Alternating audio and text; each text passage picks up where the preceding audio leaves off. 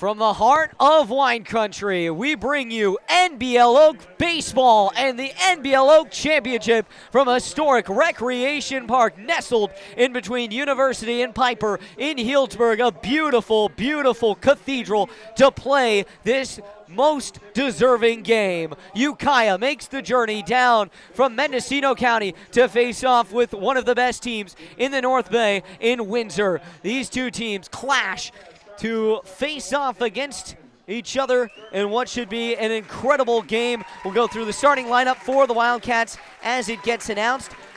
Davin Dawkins leads off, plays shortstop. Chase Galetti playing third, batting second. George Gibbs, the arguably one of the best players in the NBL, bats third, playing left field. Batting cleanup is Campbell Coach. Connor Cleary, the catcher, bats fifth. Sterling Wright, the DH, bats sixth. Cameron Justine bats in seventh in right field. Ivan Castro bats eighth at second base, and then Ollie Adams bats ninth in center field. The starting pitcher for the Ukiah Wildcats is Johnny Vanoy. And on the bump for the Windsor Jaguars is Gavin Restad, one of the best arms in the NBL Oak, a man that can throw low 90s with his fastball, and that splitter, Paulo, is dicing. It dices up hitters everywhere. Beautiful splitter, one of the best I've ever seen. And we'll talk about that in a second. The Jaguars definitely affected by the recent suspensions due to their brawl with Rancho. So Restad will go through the defense after the national anthem. Okay. Who's the starting?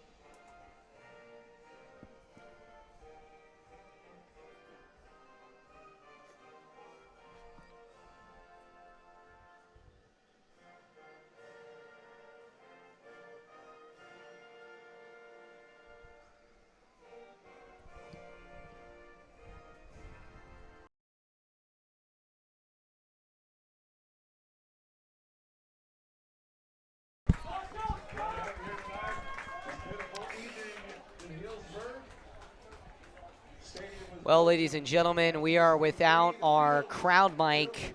It is bugging out for some reason. There is a substantial amount of issues with the weather here, as it is a nice 69 degrees but windy, and that's making it pretty cold. But Gavin Restad, him and Callum LeVar will make up the battery for the Jaguars tonight. Cason Witherell plays first. Ryan Novager at second. At third, Dylan McFerrin, and at short, Everett Billingmeyer.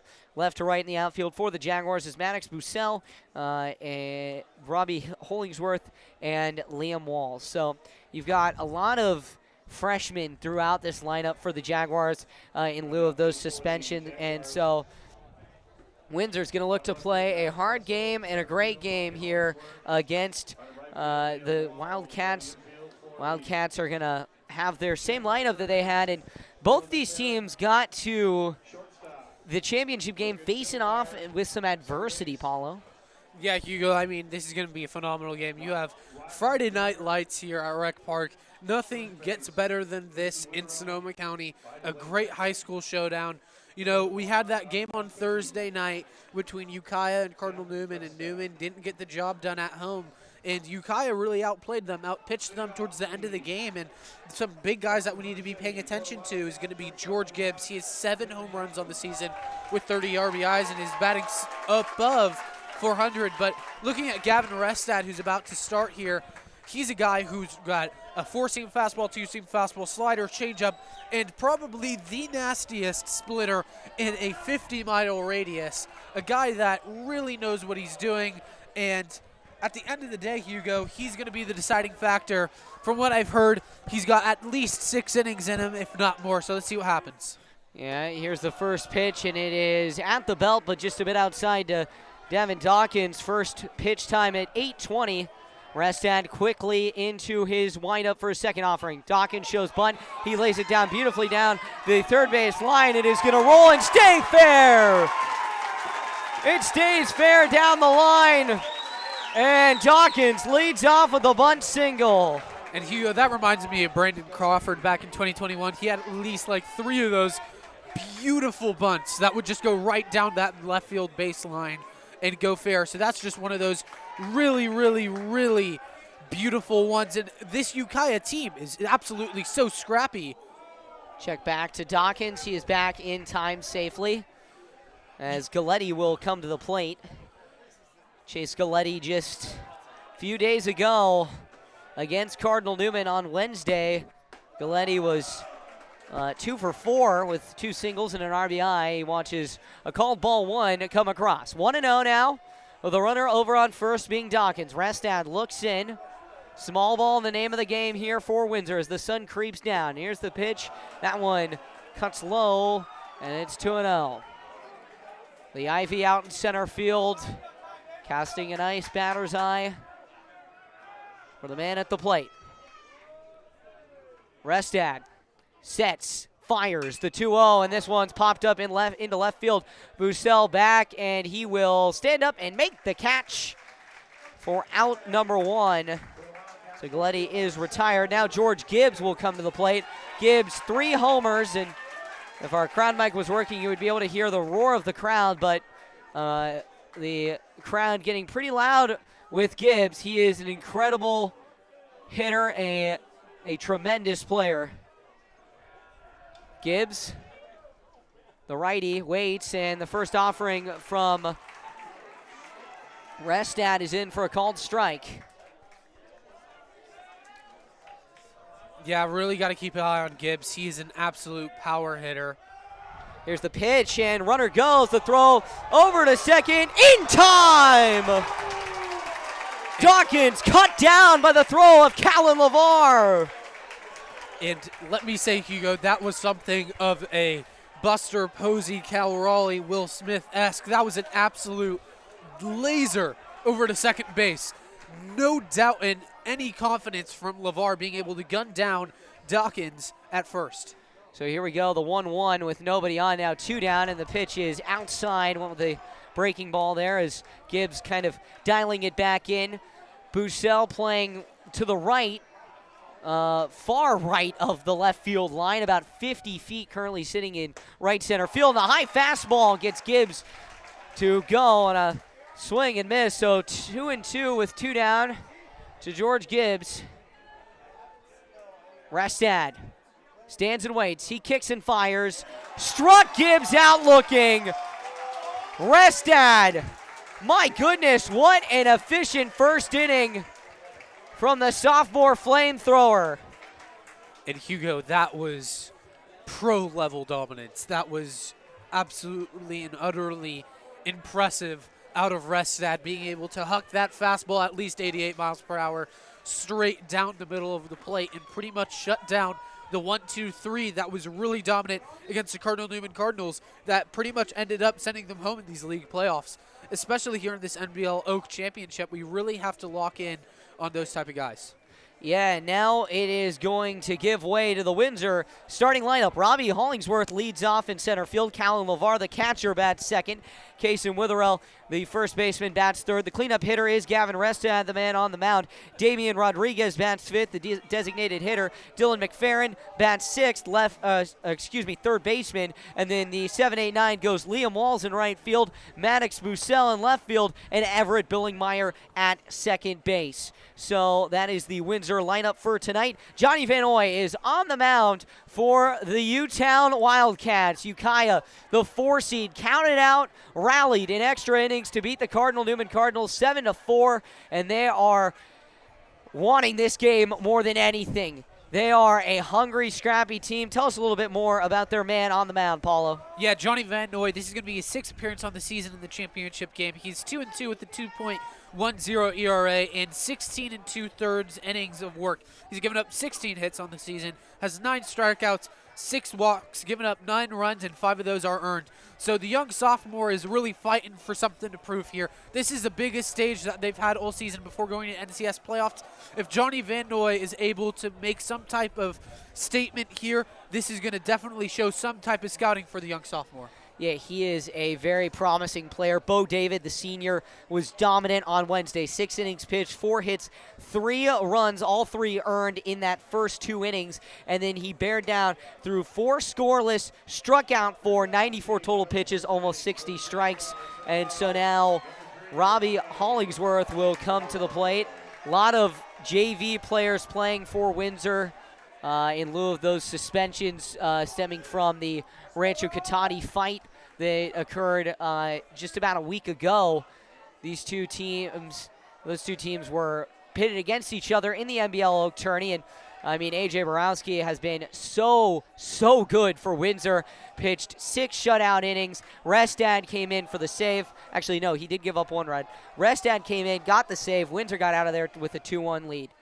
Here's the pitch, and this one is low to Hollingsworth, so just under the knees, and that is called ball 1. 1-0 now. The 1-0. Outside, 2-0. Fastball, couldn't catch the outside part of the plate. Yeah, Van Noy has a bit of a delivery similar to Texas Rangers veteran Jacob deGrom. The 2-0 from Van Noy. That one across the knees. He finally gets it to go. 2-1. Aiden O'Sullivan was dialed in for Rancho Cotati, only giving up 2 runs. He had an incredible, none of which were earned. He had 10 strikeouts as the 2-1 is just low and outside. 3-1 now. Yeah, just missing that outside fastball. I think that's his 4th in a row. Let's see what he goes with his 5th pitch. The 3-1 on the way, and Hollingsworth fouls this one off to the left. It's headed for a crowd of fans, and those little kids will go and chase it down. So payoff pitch coming here with nobody out here in the bottom of the first. 0-0. The pitch on the way. Swing, and Hollingsworth pops this one up into shallow left field. Calling everyone off is the left fielder Gibbs, and he will make the catch. The Ukiah defense, Connor Cleary makes up the battery with Johnny Van Noy. Campbell Coach plays first. Ivan Castro at second. Chase Galetti at third. Davin Dawkins at short. Left to right in the outfield. George Gibbs, Ollie Adams, and Cameron Giusti. So now it's going to be Callan LeVar, one of the leaders on this team. Yeah, definitely got to be a guy that's pretty much their #1 leader, losing a lot of their leaders in the suspension. Here's the first pitch to him. That's in there for a called strike. 0-1 now. Yeah, he has a cannon for an arm, and he makes great contact. He's able to put the ball wherever he wants to. The senior has really great success. Here's the second offering, and this one's popped up on the infield. Castro over on it, ranging towards his left, and he lost the ball. He lost the ball. The wind pushed it towards right field, and it drops in fair territory. The wind blowing in hard from left field pushed the ball out of the sight of Castro and towards the right field foul line, where it landed about 5 feet shy of the line. And so into second is Callan LeVar. My goodness. Hugo, I have never seen anything like that. It looked like it was going to be a routine fly out to the second baseman, and the wind came in at the last second and pushed it all the way towards the right field line. Something you don't see every day. Yeah, now it is going to be Kaysen Witherell, the first baseman. Left-handed hitter steps in against the righty Van Noy. LeVar on second. Van Noy deals. That one is just a bit outside. 1-0. Yeah, Van Noy kind of struggling finding that strike zone. If he's able to push it in a little bit more inside, he might get resulted and gifted with a couple more strikes. The 1-0 now from Van Noy as he comes set. Checks on the runner at second. He comes home and delivers, and that one's outside. 2-0. Ukiah donning their, we've got a bit of a color rush to Ukiah donning their same blackout jerseys with U-Town across the chest. Yellow numbering, but white lettering with yellow trim. Beautiful uniforms, arguably one of my favorites in the NBL. Definitely 2 of my favorite alternate uniforms. as this one's fouled off. 2-1. I'd say these two uniforms are probably now they've made their way into being the official away jerseys for these two teams, but Windsor's got their Vanderbilt style golden pinstripes on their black uniforms, just so clean, so beautiful, these two teams. The 2-1, that's inside. Nick got him on the elbow pad, and Witherell will take first. Yeah, a bit of a mistake there. It looked like he tried to locate a slider on the inside of the strike zone and kind of pushed it in a little bit too much with a little bit too much spin, and that resulted in that hit by pitch, and now that's going to have number 4, Gavin Restad. The guy on the mound is going to have an at-bat, and let me tell you, when he played Cardinal Newman a couple of weeks ago to get that win at Newman in the second game of their 3-game series, he had 2 hits, and they were rockets. So this guy's got a lot of potential. Yeah, he's unreal. Also pitched 5 innings in that game.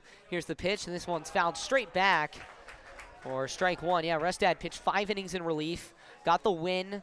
It was incredible. That was unreal from Gavin Restad, and already through 1. He's got a strikeout.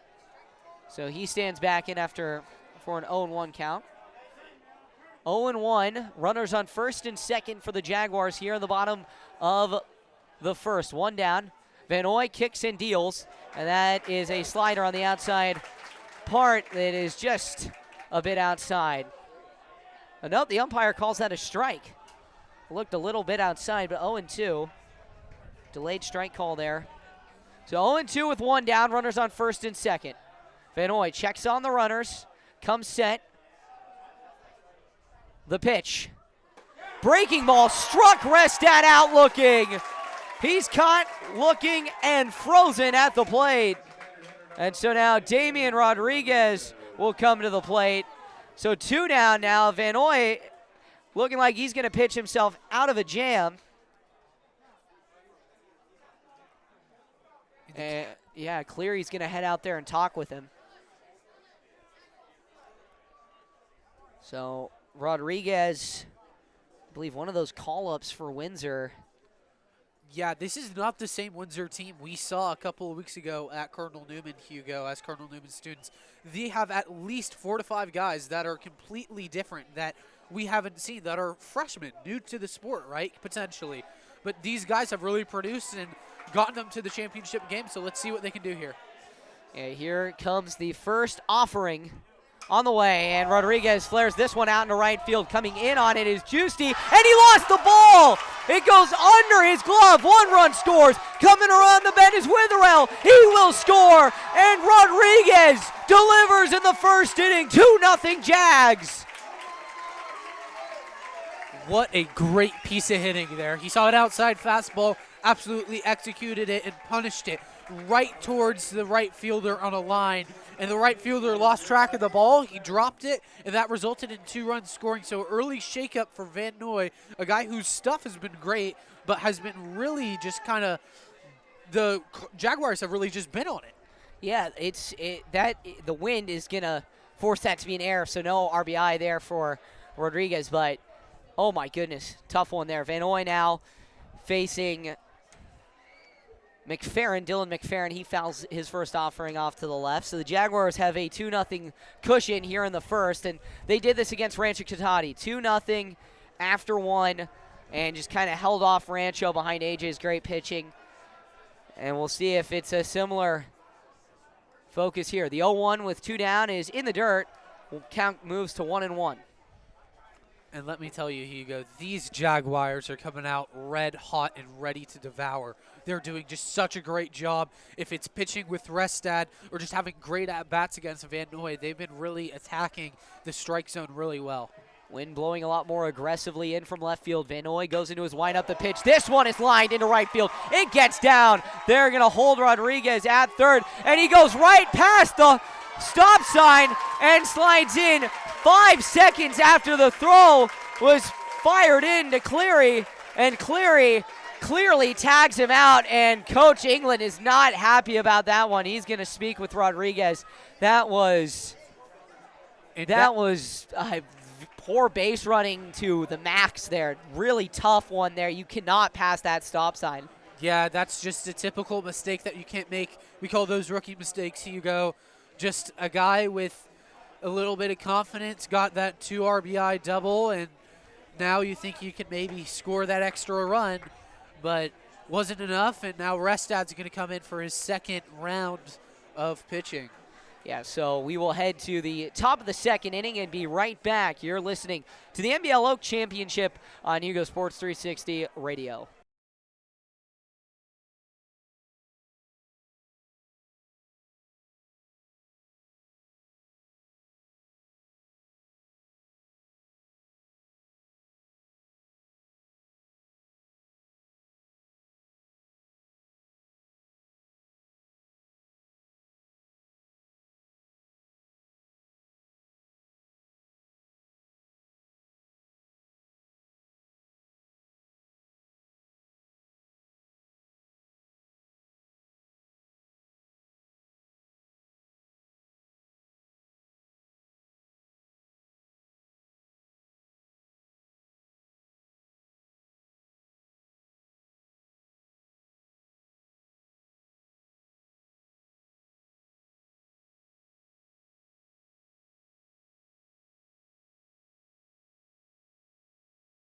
Welcome back here. Restad into his second inning of work, 2-0 Jaguars after one. He'll face Campbell Coach. The first offering to Coach is a slider that is low and inside for called ball one. 1-0 now to Coach. Restad gets his sign, nods, the belt, the kick, the delivery. Fastball across the belt, just catching the outside border of the strike zone there. 1-1 now to Coach. Campbell came in clutch, walked home the eventual game-winning run for Ukiah on Wednesday. Restad kicks and delivers. This one's fouled straight back. Campbell, the brother of Kessler Coach, a former Ukiah superstar, played against Newman and Windsor and all these teams. Played against Newman, had a great game in Oracle Park, of all places, just 2 years ago. The 1-2 on the way to Coach, and it's upstairs.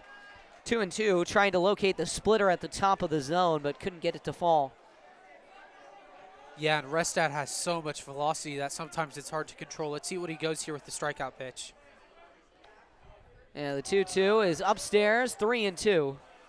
Looks like he might be hyperextending his arm angle there, trying to get it, pushing it too high. Maybe if he relocates and goes down and away, maybe he results in a strikeout. See what he does. The full count with nobody on, nobody out to leadoff man Campbell Coach. The pitch, breaking ball upstairs, and Coach walks.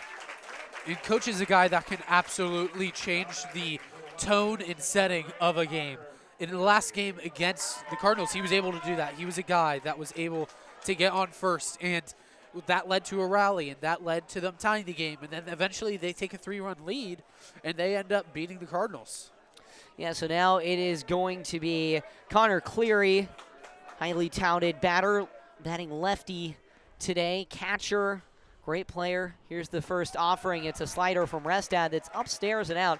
1-0. Restad threw 8 pitches against Rancho Cotati in a very, very quick save on Wednesday. So we'll see how long they let him go. But Windsor definitely wanting to break out to an early lead and then bring in some other guys. 1-0. This one's fouled straight back into the screen. 1-1.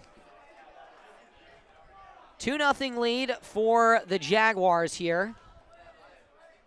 1-1 count with nobody out and a runner on first for Ukiah. Sterling Wright the third is on deck. Big designated hitter. The 1-1 on the way. And a breaking ball finds its way into the zone, 1-2. The umpire thought it was a called strike 3. He went into his called strike 3 motion, but couldn't, got the count wrong as Restad checks back to first. Not in time. 1-2 now with nobody out, and the lefty Cleary at the plate. Powerful bat. 3 for 5 against the Cardinals with 5 RBIs. The 1-2. Inside and in the dirt, 2-2. Really all you need if you're Windsor is your captain catcher behind the plate and your star sophomore on the mound. And that's what they have right now, despite the suspensions. Count is even, 2-2. The pitch here from Restad is at the knees, struck out, Cleary looking. And that's that splitter, Hugo. That thing is so nasty. It looks like it might be tailing outside, and then it starts dropping and coming in at you, and you can't do anything about it because it's coming at you at 85 miles per hour, which is the typical fastball pitch at the high school level. So something that's absolutely nasty. Well, the pick over to first is not in time. First baseman, Kason Witherell, thought it was. And, I mean, Paulo, yeah, we can talk about the average high school splitter, but my goodness, what Restad is packing is about 87 to 89 with that splitter as he fouls it off. As the first offering to right is fouled off, the designated hitter tonight. Yeah, Restad is dealing that pitch at anywhere from 85 to 88, which is incredible speed, and it breaks so quickly like you talked about. Such a rigorous pitch. And now Restad will come set 0-1 as he gets his sign. Creeping away from first is Coach, and the pitch is a big swing and miss. 0-2 now. This game will go until 10:30, so pushing it a little bit here with the restrictions. 0-2 with one down. Coach creeps away from first. Restad, quick pitch, struck him out looking. Another splitter and another strikeout for Gavin Restad. And there I say it again, Hugo, 85 miles per hour on that outside part of the strike zone. Disgusting stuff from Restad. So filthy. Now 2 down with a runner on first. It is Cameron Giusti who comes to the plate. Giusti batting .286 on the season with 6 RBIs and 6 doubles. Yeah, we saw him come into the lineup a lot later on in the year for Ukiah. The first offering to him is a splitter upstairs, 1-0. To some of these high school umpires, I mean, they've seen the Josh Janicellis, they've seen the Jack Pizzolos that Newman had last year, but Gavin just brings an incredible heat. With the 1-0, he fires that one just low, another splitter to Giusti. So a hitter's count now given by Restad. And they've seen the velo around here, and Restad is just another incredible prospect. 2-0 with 2 down. The pitch upstairs, 3-0. It's incredible to me because we only saw Josh Janicelli for 2 years. Same with Jack Pizzolo, because the Cardinals already had Landon Rhoda and Mason Lerma. We've now had the pleasure of seeing Restad for 2 full years, and we're going to see him for 2 more, which is incredible. So he's going to have 4 years of his high school career. The 3-0 is in there for a called strike. Slider catches the outside part of the plate across the knees. And let me tell you, Hugo, I had Ryan England as my coach my freshman year, and there's not a better guy that you want coaching you. And for Restad, that's a really big jump. 3-1 on the way, and Giusti gets down and dirty to foul it off. That one's headed back towards the Steindorf barn. Yeah, and I mean, like, when you have such a great coach and you're already such a great player, you can go so far. And that's what Restad, I'm predicting, is going to do. The 3-2 payoff pitch is upstairs with Coach in motion, and it doesn't matter. Runners on first and second now with 2 down, and Ivan Castro coming to the plate. And Castro could not find a bad spot. 3 for 3 with a walk against Newman. A single, another single, and all of those came on 0-2 counts. He would see some pitches deep, foul some pitches off, battle, and then win the battle. And that's incredible. And it's incredible resilience shown by this second baseman. He has been stellar for Ukiah. Yeah, and he's batting .288 on the season with 5 RBIs and 2 home runs. So he's got power for himself. He's just one of those scrappy guys, right? The U-Town, as they say on their jerseys, they're scrappy and they want to win. So let's see what happens with Castro. So here's the first offering to Castro. It's way upstairs, about a foot above Castro's head. Great job by LeVar to climb the ladder and get it. Save a pitch going to the backstop. Backstop, though, here can ricochet pretty quickly. So, you know, if you're a batter or if you're a base runner looking to move up, it might be tough. Castro waits. Restad checks on the runners. He comes home, and that one is upstairs, 2-0. So Restad coming a little wild and a little open here in the second. Up to 31 already, and this is what Ukiah wants to do, as Coach England will head out to talk to his sophomore right-hander. Ukiah wants to keep wants to keep seeing deep at-bats, and they want Restad out of the game as quickly as possible. They know that that's Windsor's weak spot, and that is what they're going to try and do. And Hugo, Coach Ryan England on the bump, talking to Restad, probably giving a breather, but also just saying pay attention to those runners. And that, I think, is a big difference. If Gavin Restad comes back and strikes out Castro, it's going to be the difference of your coach going out there and telling you, hey, take a deep breath. There's 2 runners on. Focus on the guy on plate and make sure you execute against that guy. That's the only thing you can control. The 2-0 hitters count now to Castro. The pitch on the way from Restad, and it's just upstairs. That one just high of the letters. And Ukiah, they're a high school of nearly 2,000. Mendocino County, 3-0 with 2 down. The pitch in there for a called strike, so finally gets that fastball to come in across the letters. Castro's seen what he's seen. He's going to battle. He doesn't normally swing unless it's a 0-2 count. Or, well, he has 2 strikes on him. So 3-1, the buffet pitch is outside, and Castro walks. The bases are loaded. Ollie Adams now coming to the plate, the 9-hitter. We saw him get designated hit for. He was the flex player on Wednesday against Cardinal Newman, as Bo David was one of the batters for Ukiah. David, very, very solid player. Now Ollie Adams, the pitch, and this one is upstairs, 1-0. Adams batting .259 on the season with a total of 4 RBIs and, 7 RBIs and 4 doubles. Well, we'll see now what he can do against Restad. The pitch, that one's outside with the slider.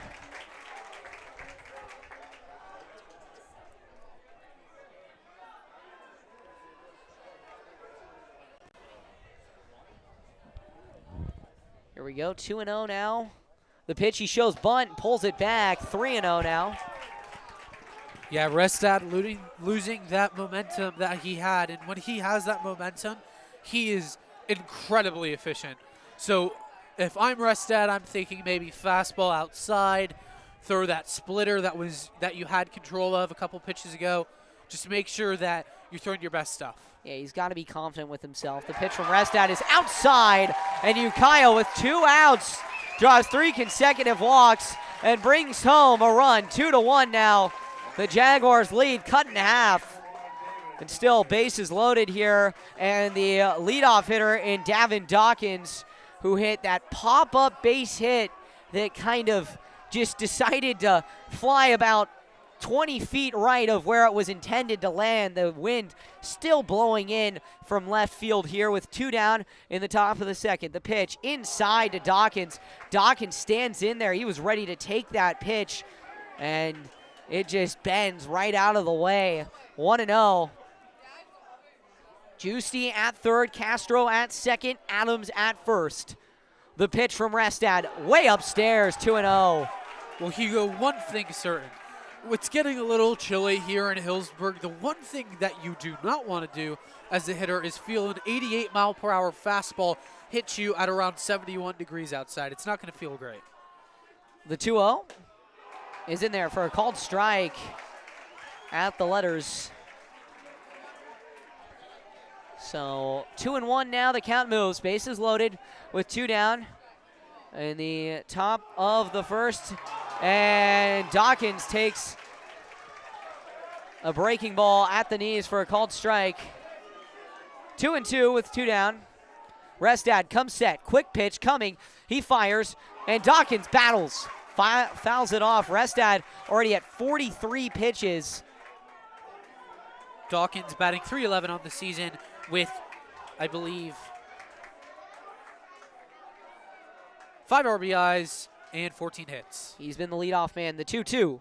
Swing and a miss! Breaking pitch. Restad gets out of the inning with the strikeout. And we will step aside 2-1 when we come back. Anyway, the bottom of the second, Windsor's got some work to do to keep their lead.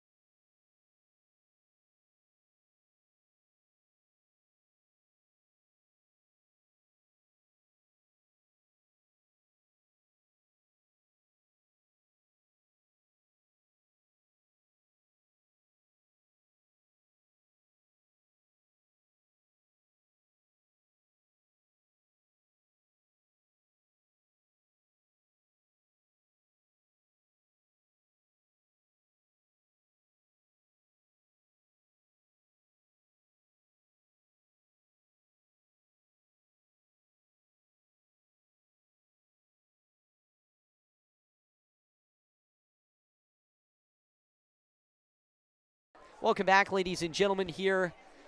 Johnny Van Noy goes into his second inning of work. Ukiah picks up a run with no hits in the second inning. They rack up 4 walks to take a crisp jaunt around the bases, as now it'll be the 7-8-9 in Liam Walls, Maddox Bussell, and Everett Billingmeyer now. Walls, the right fielder, will stand in here. Walls is a freshman, so that's got to be noted. 2 out of the 3 hitters are freshmen, Hugo. One of the many freshmen on this roster, and a called strike on the first offering. 0-1 here. Van Noy has big shoes to fill, not only to get the win, but also to tie up Aiden O'Sullivan, who went 6 innings with 10 strikeouts. The 0-1 is low and skips in the dirt. 1-1 now. Yeah, it's going to be a battle of who can get the starting pitcher out of the game quicker. And I think right now Ukiah is heavily winning that battle. The 1-1 swing, and this one's lined up the middle. And a fundamental base hit right there from Liam Walls starts the Jaguars off hot. And something to notice, Hugo, is that 2 out of the 3 freshmen that have already had at-bats in this game have either a single or a double. So that's just got to speak levels to the coaching of Ryan England, being able to implement freshmen onto the varsity team in crunch time in a championship game, delivering when it matters. Yeah, pick over to first. The first time Coach England found himself in this championship game was last year, and well, a crazy sequence of wild dips and doos and jumps from this infield. The Cardinals ended up taking that one behind a great inning of pitching, as now Bussell tries to pop up the bunt, and diving to make the play is Cleary. Oh my goodness, in foul territory. Connor Cleary makes the play. A crazy dive there. But yeah, Jack Pizzola pitched an incredible game, and then just on the defensive side for Windsor, just a lot of crazy jumps. This infield is wild and it's unpredictable. So Cleary lays out, Air Cleary to make the stop there. 1 down. First offering is in at the knees to Billingmeyer. Yeah, I was going to say, he looked like Michael Jordan out there, Hugo, just diving for everything. And now 0-1 now to Billingmeyer. Brother on varsity, so he gets to join his brother for these playoffs and actually get a starting job. Playing shortstop, not a hard position at all, right, Hugo? Well, I mean, that's pretty awesome. Currently at second base today, so. Oh, yeah, no, he is at short. That pitch is low for ball 1. 1-1 now. No, he is at second base. Shortstop is a flex player today. The 1-1 is inside. It got over the head of Billingmeyer, and guess what? It ricochets off the alloy, so it is a foul ball. And Hugo, let me tell you, that is something you don't see every day as well. Just a bit of a mistakes pitch, but ends up getting him into a 1-2 count. Yeah, 1-2 with 1 down.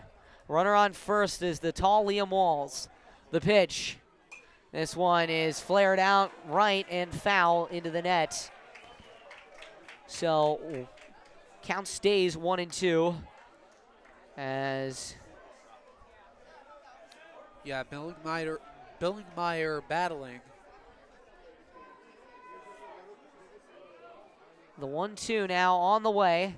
Van Noy kicks and fires. And this one's lined up the middle. Great catch made by Castro at second. And the throw to first is not in time as Walls sprints back. But oh my goodness, great play made by Ivan Castro. Yeah, really, really good play. Just being able to catch that and being able to rip it over to first, trying to get that double play.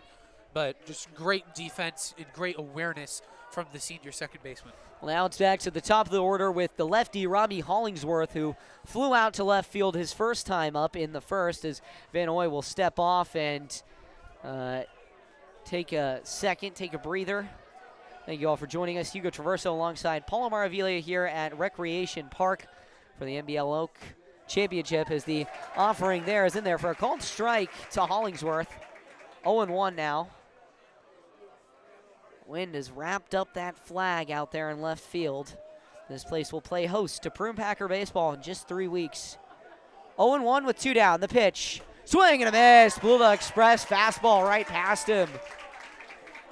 Yeah, that's just such a nasty fastball. I mean, these two sophomores, Restad and Van Noor, have so much to show. And no doubt in my mind, if they're starting a championship game, they should be getting scouted here pretty soon. 0-2 with 2 down. The pitch. Swing and a miss. Van Noy cleans it up. And the Jaguars are down nearly in order. Ukiah will come back up to the plate and try and tie this thing up.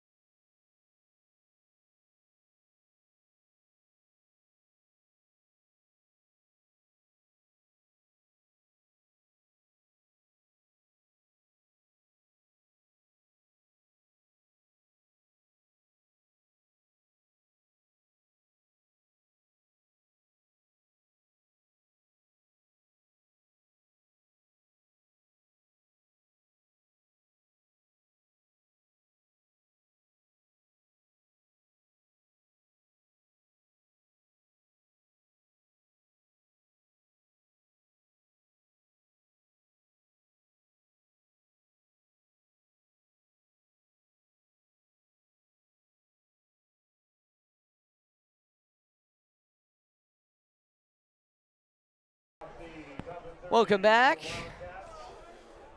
Third base, number 5, Chase Galletti. Gavin Restad back and ready to go here.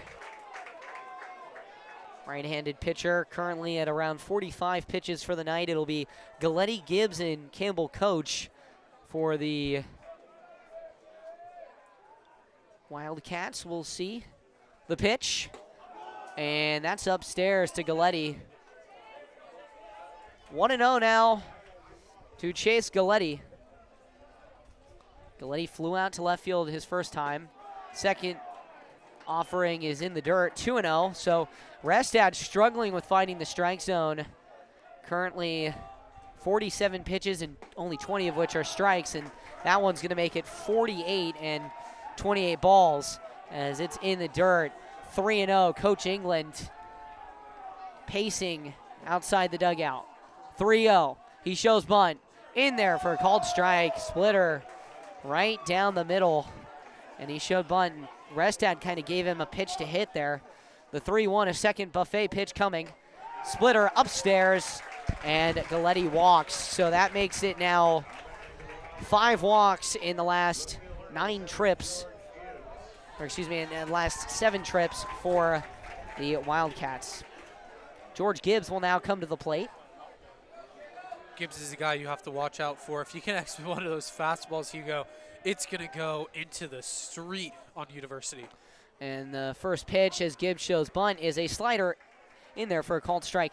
Ukiah, the thing that they've started doing that is a very, you'd call this kind of like, you know, in MLB The Show, we see some players do this as the second offering is upstairs, 2-0. They come up and show bunt to try and get the pitcher to challenge them, and they're going to pull it back most of the time. But, you know, pitchers will throw balls, and it's a great strategy to get ahead like Gibbs is. The 2-0, and Gibbs clubs this one into deep left field. Chasing it is Bussell. It will land down in dead center field. It'll roll all the way to the warning track. 1 run will score. We are tied into second with the RBI double. Is the offensive player of the year, George Gibbs.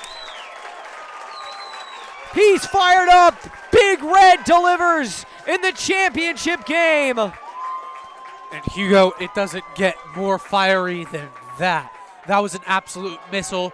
As you said, he showed bunt, and he absolutely obliterated it all the way into left center, where it rolled all the way to the warning track, where Gibbs was able to get that RBI double. We are tied at Rec Park.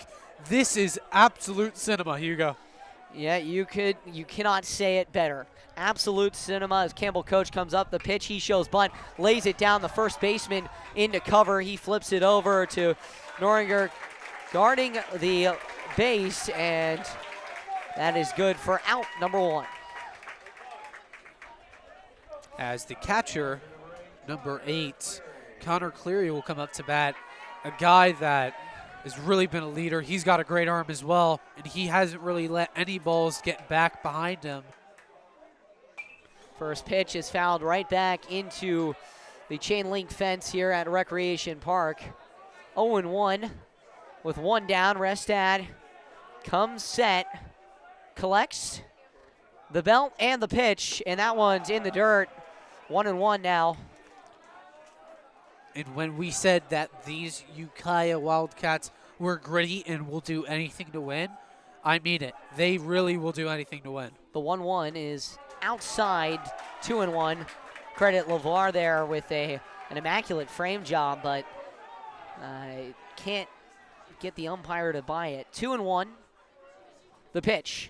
And that one's fouled off to the left. It'll find its way onto Piper here outside of Recreation Park at Art McCaffrey Field, as what is developing to be an incredible night. Already at 9:02 local time, so we have an hour and 28 minutes for this game to go.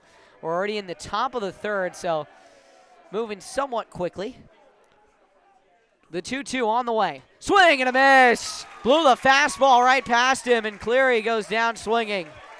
And that was just an absolute great fastball. He's probably sitting 90 now. He's a little warmed up, got the arm moving, elbows done, warm up. Considering they didn't really have that much time to warm up because of the game before this, where Annalee was able to beat Montgomery 7-6. That first offering from Restad to Sterling Wright, the third, the designated hitter. He watches that one go outside on a fastball. And Wright looks like a guy that he could probably do just what Gibbs did.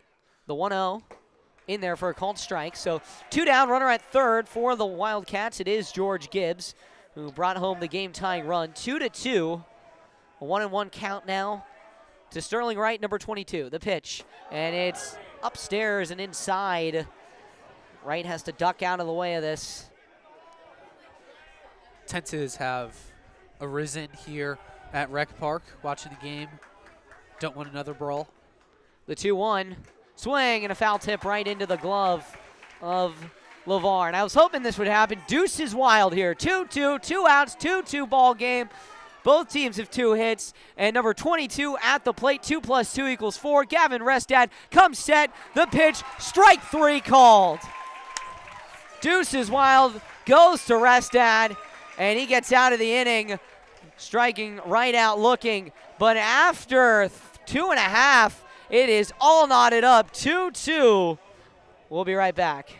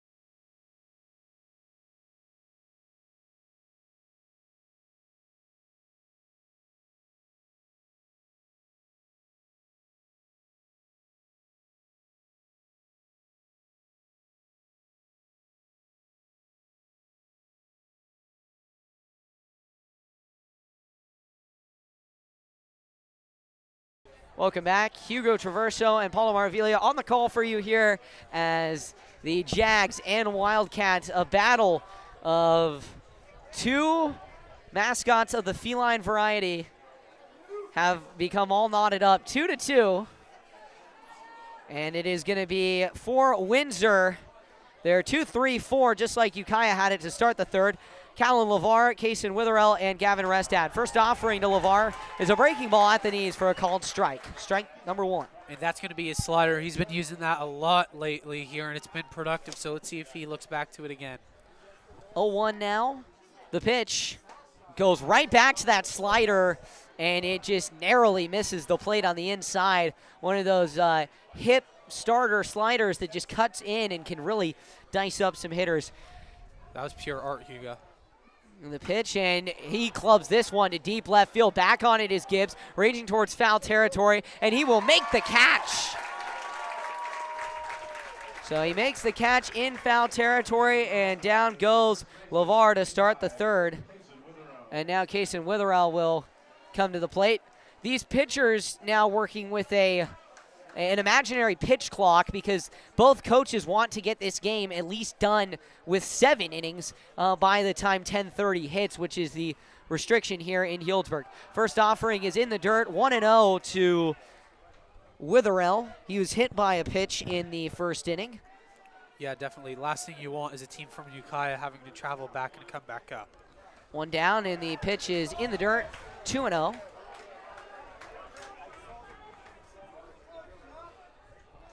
Witherell, a left-handed batter. He waits. The kick and the delivery is outside. So I believe the scoreboard shows 2-0. I believe the count is 3-0, but I might have gotten myself a bit ahead here. Witherell, though, very much ahead. Hitters count for him. The pitch. That one's at the knees, called strike 1, so count moves to 2-1.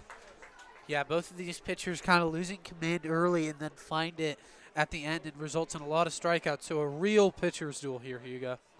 2-1 with 1 down now to Witherell. The pitch, Witherell waggling his bat, watches that one come inside, and it's a walk. So I was right. The scoreboard was wrong. It was a 3-1 pitch, and Witherell watched that slider come in, so he walks. And here comes Restad. He struck out looking at his first at-bat, and that's something we really don't see from him. He really attacks the zone early, so we'll see what he does. Yeah, Restad struck out, as you mentioned, struck out looking. It's definitely going to be interesting to see how he bounces back here in the third. Check over to first is not there as Witherell is back under the tag.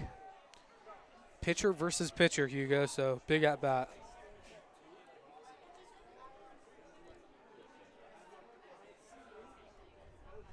The pitch, and this is a slider. It is a hard grounder, and it hit the umpire. And the throw to first was in time to get the runner at first. So Restad was racing for the bag, and it hit off the umpire. And so Restad, I believe, had a brief pause and then kept going. But Castro, way to stay with the play and fire it to first in time to get Restad. We'll see what they're going to call that, because that was a bit of a medium hit grounder that Castro could have turned 2 on there. We'll see how they're going to, I think there will be an out coming out of this for Windsor. We'll see who they call out. Will it be the lead runner in Witherell, or will it be the trailing runner in Restad? And coming up is going to be number 11, Dylan McFerrin. Damian Rodriguez. McFerrin is on deck. Excuse me, Damian Rodriguez, a guy who hit a really nice double, and the runner is going to be called out at first. Nice double in right field. There was a line, and then ended up getting out when he was circling to come home. So we'll see what he does here, but the freshman shows power and promise. And let's see if he's the forsaken truth for Windsor. Yeah, he had brought home 2 runs for Windsor off of an error by the right fielder, Giusti. Van Ooy now sets and fires. The first offering is in the dirt, 1-0. So you've got a runner on second now with 2 down for the Jaguars, and Ukiah trying to get out of this inning unscathed. Jaguars got 2 in the first, and then Ukiah has done very similar to what they did at Cardinal Newman, just rallied back. The 1-0. Slider cuts right through the zone for a called strike. 1-1. That pitch is just such a beauty, Hugo. It's just, it looks like it's coming like a fastball, and then it splits all the way over and touches the other side of the zone. It's just really, really nice command for the sophomore.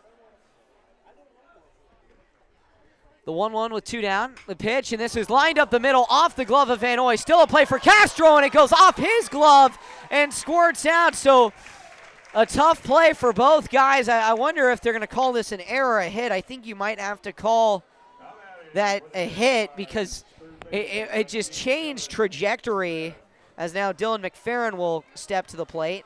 And Hugo, something I saw actually from Coach England my freshman year is that after the ball ricochets after something, you are not supposed to grab it with your glove. You're supposed to grab it with your wrist because you have a higher percentage chance of getting the throw off in a quicker time. So a bit of a mistake there by Castro. Yeah, as this one's grounded foul off to the left. 0-1 with 2 down. So, yeah, they're going to call that a hit because of how hard Rodriguez hit it. Now runners on the corners. 0-1 count with 2 down. Runners at first and third for Windsor. We'll see if Rodriguez goes. He considers himself to be a very quick guy. 0-1 with 2 down. The pitch outside there with that fastball. 1-1. Yeah, just missed. He's really trying to dot his pitches and is struggling. 1-1 now with 2 down. McFerrin waits. Left-handed hitter. He flares this one out to left field and foul. So count goes to 1-2. Right now, pretty efficient innings. Yeah, for the most part, both of these pitchers have been able to really find their spots and enforce the strike zone. So if they're able to continue to do that, it's going to be a close game.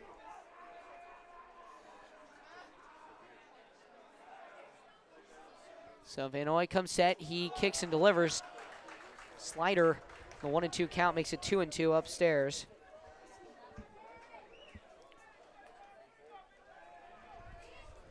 Yeah, runners on the corners. You just need to get out. Let's see what Van Noy's strikeout pitch looks to be. 2-2. Deuce is wild. The pitch. Upstairs. Count moves full. So payoff on the way to McFerrin.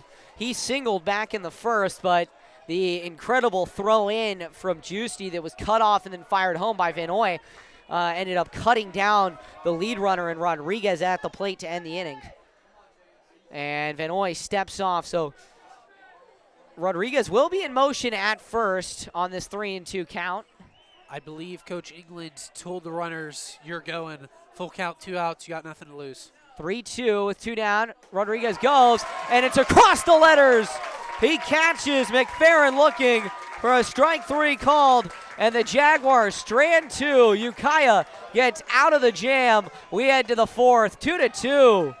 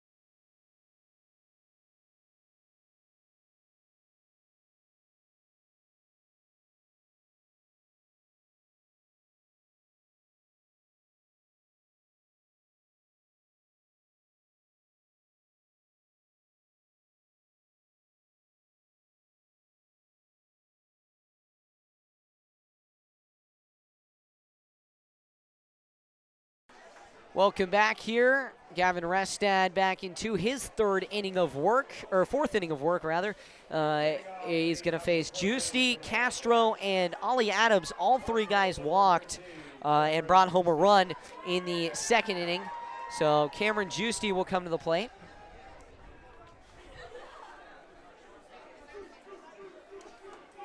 So Giusti's got the juice. The Ukiah faithful are saying. First offering from Restad. In at the knees, called strike. So Restad dialing himself back and dialing in here in the 4th. He needs a pretty quick inning. 0-1 on the way. As Giusti reaches out for that one, fouls it over to the Windsor dugout. One of the players makes a play over there. So now 0-2 to Giusti. Be a huge strikeout here for Restad and a very quick at-bat. Restad delivers, and Giusti flares this one in the infield and foul off to the right. Yeah, needless to say, I think we all know what that pitch was as a strikeout. Had to be the splitter, I'm there assuming. you go, Hugo, yeah. I think he tried to push splitter outside, and Giusti knew what was coming and swang early. So see what he goes with here, maybe a slider? 0-2. He goes with that slider and shuts him down. Giusti sat down. 3 consecutive strikeouts now for Restad. And Paulo, you called that perfectly. I think that was just great execution from Restad, and he did a really great job there, understanding the type of pitch arsenal he needs and what he has, and also what type of areas and zones that hitters are really looking for. So he's doing a great job. So now the first pitch to Castro is a high fastball that is just a bit outside, 1-0. One down here in the top of inning number 4. Restad kicks and delivers. Splitter that is just high, 2-0. Yeah, just missed that one, just a little bit high with the splitter. But we do know that that splitter and fastball combo is really hard to decipher. 2-0 now with 1 down, the pitch. And there we go, the splitter finally locates itself. Strike across the letters. 2-1 now with 1 down. Maybe half an inch lower from that first initial splitter there, Hugo. 0-2 is in there for a called strike. So actually the count now moves to 2-2. I apologize. The scoreboard had it wrong. 2-2 with 1 down. The pitch upstairs and above Castro's head, so Castro works into another 3-2 count. Walked his first time up in the second, and he did work it into a 3-2 count before taking ball number 4. The full count payoff on the way from Restad. Big swing and a miss on that slider for strike 3. And that is going to be 4 consecutive Ks now for Gavin Restad. And let me remind you, ladies and gentlemen, the kid's only a sophomore. That's got to be utter dominance out of a guy who doesn't have much experience at the varsity level and still has 2 more years after this season. The first offering now to the 9-hitter in Ollie Adams is a called strike. A fastball, the outside part of the plate. 0-1 now to Restad, making short work of the Wildcats here in the 4th. Big swing and a miss on the fastball. 0-2 now. And eventually, once Restad gets to his senior year, I'm sure he'll be thrown with more velocity, but you got to sit back on that splitter. The 0-2, and Adams fouls this one off to the left and out of play. 1-2. That's what he did, and we'll see if Restad thinks fastball outside, maybe change up outside, or he could even go with something really disgusting, which would be slider on the hands. The pitch, and that is in there for called strike 3. 5 consecutive strikeouts. Restad downs the side in order by way of the K. When we come back, Windsor will look to jump out in front. Bottom of the 4th is looming.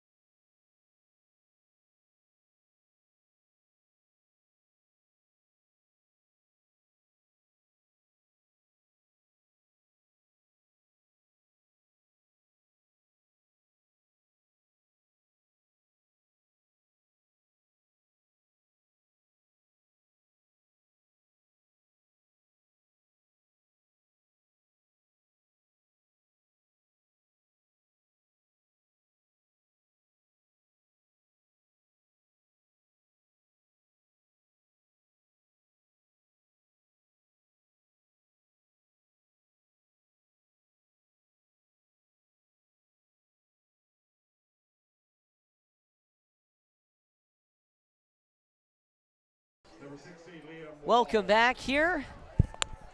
It is going to be Liam Walls in the 7-8-9 for Windsor.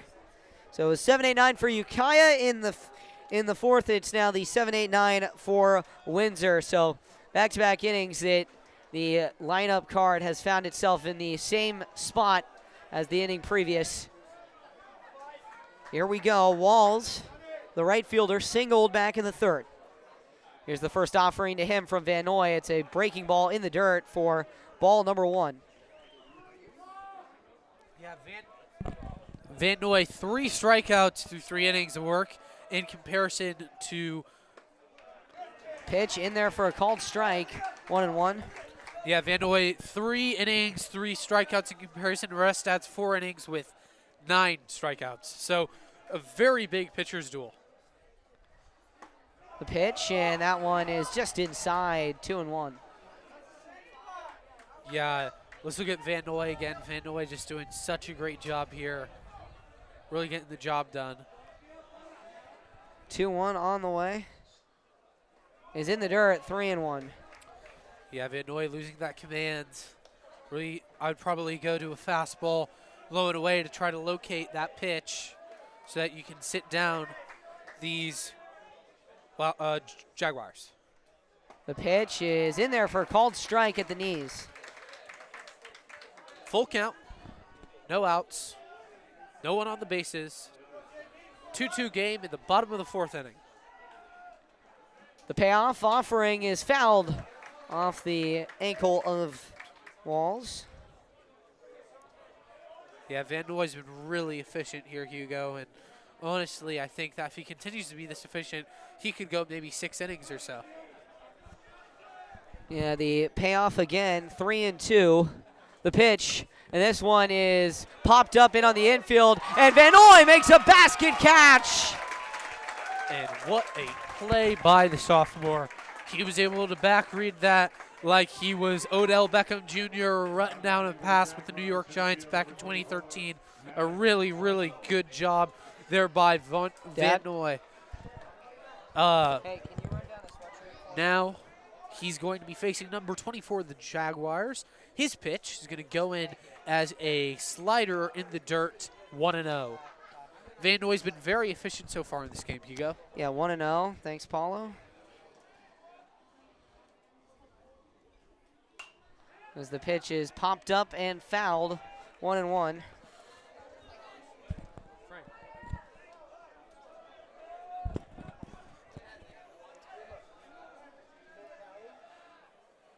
The pitch, and that is in the dirt, 2-1. Yeah, Van Noy struggling with command all game. Pitch count is high, but he's been so efficient. Both of these pitchers have, and honestly, such impressive stuff by the sophomores. And his pitch is going to be a swinging strike to make the count go to 2-2 with 1 out. There's no one on the base path. Yeah, 2-2 now from Van Noy. The pitch in the dirt, 3-2 and outside. So full count now with 1 down. Maddox Bissell popped out to the catcher and what was Eric Cleary. The 3-2. The pitch. This one is flared out into left field and it gets down. So Bissell comes through with a single here in the 4th. And what an absolute base hit by him. He just really was able to get low with the ball, pull against it, and really pull it into left field for a base hit. Just a great piece of hitting as Everett Billingmeyer will step up to the plate, another freshman for the Jaguars, and Van Noy will check on the runner at first where he will slide in safely. That pitch is out for a ball there. 1-0. Billingmeyer waits. Van Noy kicks and delivers. Billingmeyer shows bunt. He bunts it down the first base side, and Windsor small ball works there as Billingmeyer is tagged out by Van Noy, but Bissell moves up to second on the play. And results in a runner in scoring position. You're going to have number 24 in scoring position at second, and now you're going to have Hollingsworth come up to the plate and see what he can do. Maybe knock in a run, put up the Jaguars, or will Van Noy be able to shut down the Jaguars for a 4th inning? Here's the pitch, and it's fouled off from Van Noy. 0-1.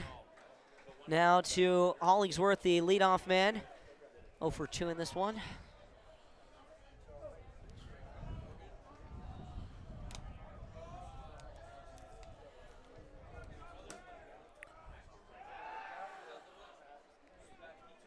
And Van Noy will check on the runner on second, stepping off.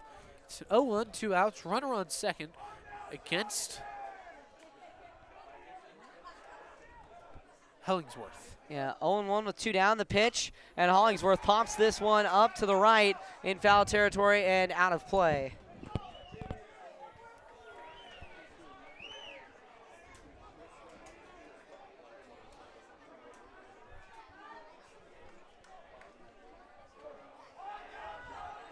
Oh. 0-2 with 2 down now for Hollingsworth. The pitch, swing, and this one's flared out into left. Chasing it is Gibbs, and it falls foul.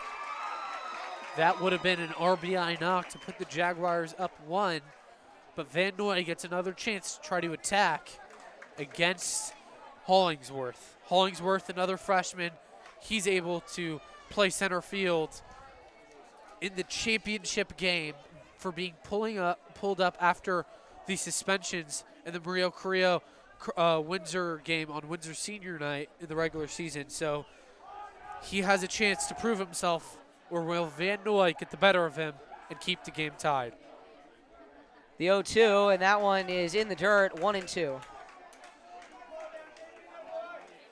And Hugo, it's been a really close game. We went from that Annalene Monte game that was kind of sloppy, and this game has just been fast-paced and absolutely clear.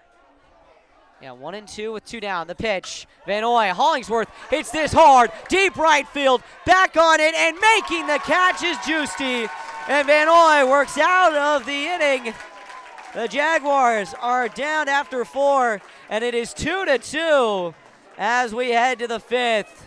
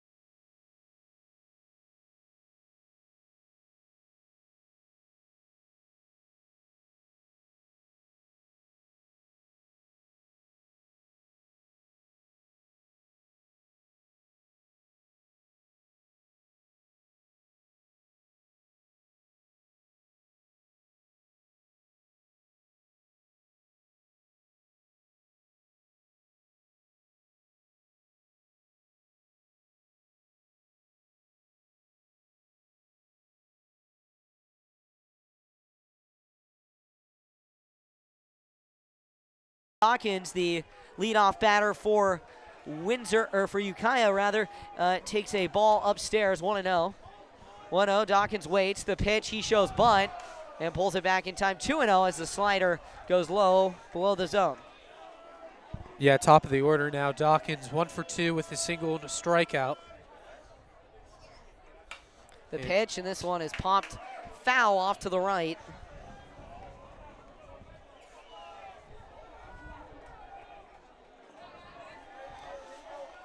Yeah, Dawkins a guy that can really get on base.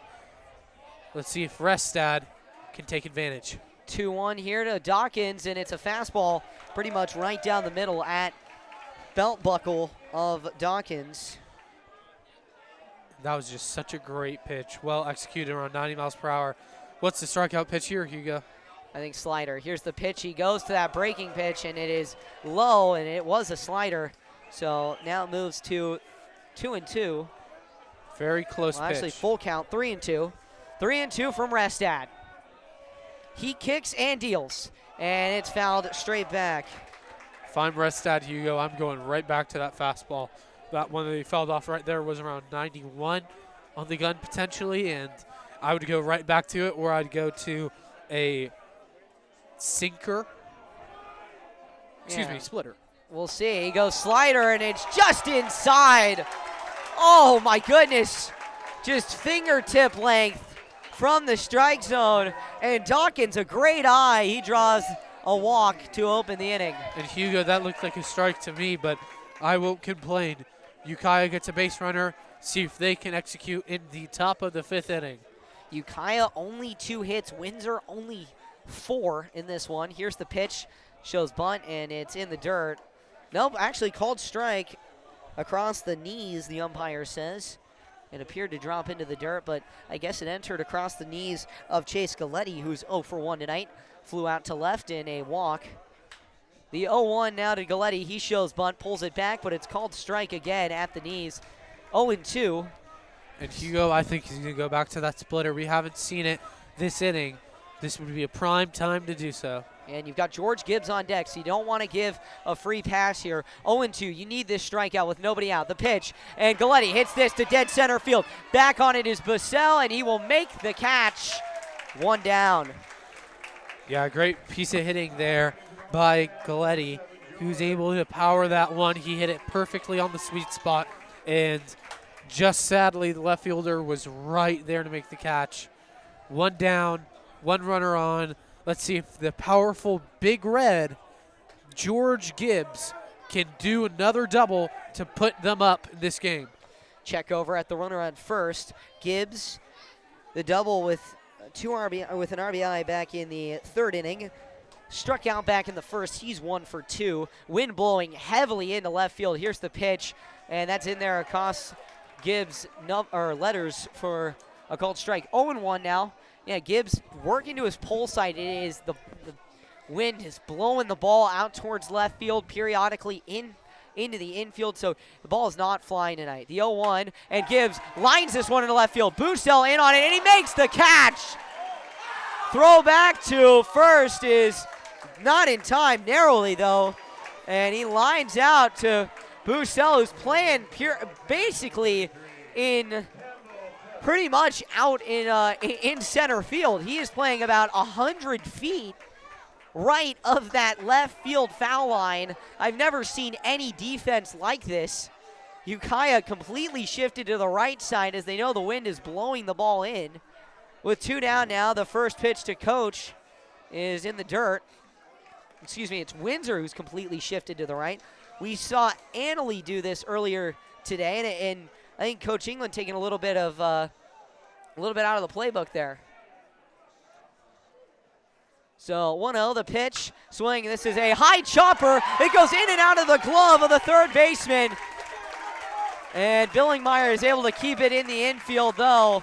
So runners on 1st and 2nd on that high ground ball. Just a chopper in the infield that took a high hop. Yeah, just really unfortunate. 3rd baseman, you can't do much about that. When you have a high chopper like that and you're that high into the infield, you just have to field it and stop the ball from going past you, and that's pretty much what he did. So can't do much more than that. Now you have runners on 2nd and 1st with the catcher, Connor Cleary, coming up, a guy who's wanted a chance to prove it to the haters. The pitch, and this is in the dirt, 1-0. Cleary proved it last game. He's just having a bit of a down game right here, as you mentioned, Paulo. 2 strikeouts in his 2 appearances at the plate. Trying to get an official reading on that last play. I would write it down as a hit, but we'll see what the official scorekeeper says. The 1-0 is just off the outside part of the plate for a called ball, 2-0. So Ukiah, they're showing their strength in being able to take at-bats deep.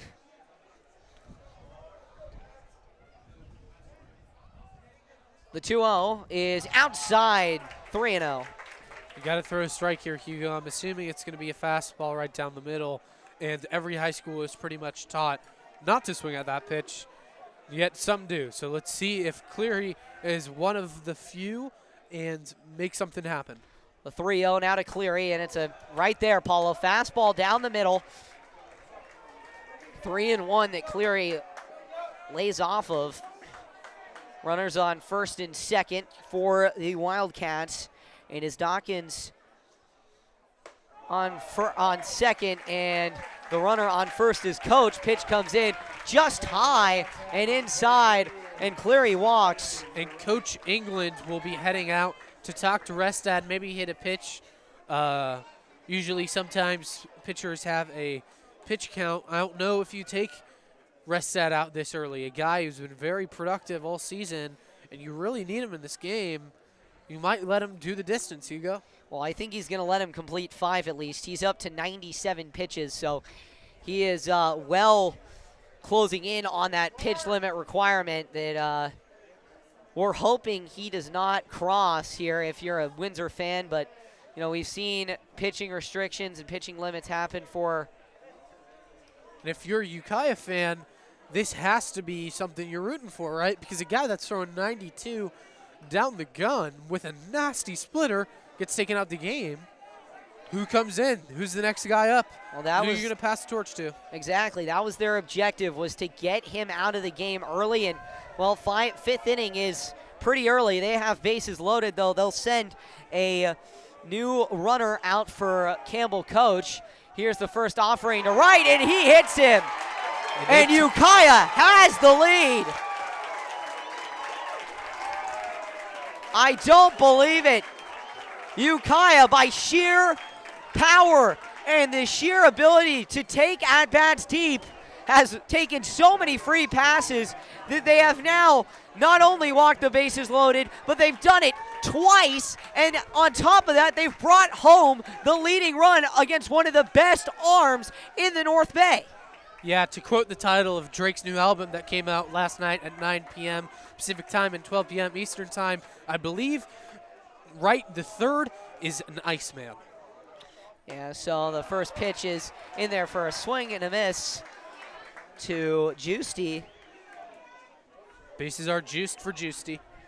Yeah, we'll see now as loaded bags for Giusti. Check swing right back to Restad on the mound. He tosses it over to first, and that will do it for the inning. But the Wildcats tag one on, and they have a 3-2 lead as we head to the bottom of the fifth. We'll be right back.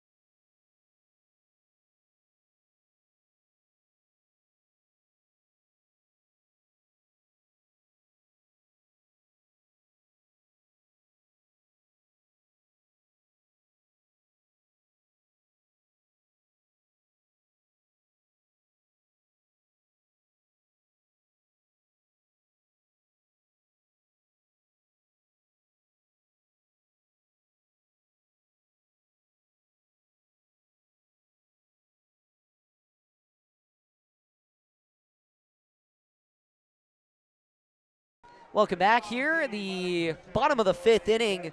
Windsor trails 3-2, and they're going to need to rely on their senior in Callan LeVar to bring it back here. Ukiah has drawn just the sheer amount of free passes Ukiah has. If I could count them up, they had 4 in the second, 1 in the third, none in the fourth, and they've had 3 in the fifth. So incredible. The pitch, that one is in the dirt, 1-0.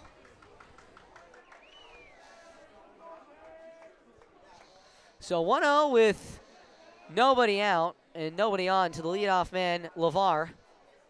The pitch, LeVar, check swing. Yes, he did, they say. 1-1 now. Similar call made in the Wednesday game on George Gibbs' check swing that was very questionable. Yeah, very questionable to say the least. That one, I don't know if I would consider that a strike either. 1-1, outside 2-1. Yeah, Van Noy needs to really pay attention to get that command back. You don't want to get in this situation where you're giving free passes and then you got runners in scoring position. You don't want Coach England playing small ball with you. The 2-1, upstairs, 3-1. Ukiah definitely has the advantage. They still have their starter in. Van Noy probably not on such a high pitch count, but he's been efficient, ladies and gentlemen. He's up to 72, so likely he'll go the next one or two. Here's the pitch inside, and it will be LeVar who walks. Yeah, 5-pitch walk there, Hugo, something you're not looking forward to, especially with a guy like LeVar. LeVar's a captain. You don't want to continue to pass the torch and let Windsor dig into this if you're Ukiah. And if you're Windsor, you're taking this free pass as a sign. You want to take advantage of this. You want to maybe lay down a bunt and try to get a single or advance the runner into scoring position. Something like that. You got to really play your options here to try to tie it up. Kason Witherell at the plate, and the pick over to first is not in time. Witherell has reached base in both of his plate appearances, hit by a pitch in his first and walked in his second. So we'll see how he approaches the plate now against Van Noy. Restad on deck. You got to think that 100 pitches, they'll probably call it a night for him. The question is, who do they bring in and where do they put him? I likely think they put him at the second base spot as this one's fouled off and away. And that was the first time I've ever seen Van Noy quick pitch someone in this game. So no wind up, no over the head, just straight boom, boom, strike. So now you have an 0-1 count, trying to get another strike here. Runner at first for the Jaguars. The 0-1, they'll check over to him. And now he's back in safely. Big cloud of dust and the wind just kicking up here. Blowing back out to right field. The 0-1. And Van Noy steps off. So we have about 48 minutes remaining in the regulation time of this game. So we need to play a very quick 2.5 here. The 0-1. Big swing and a miss from Witherell.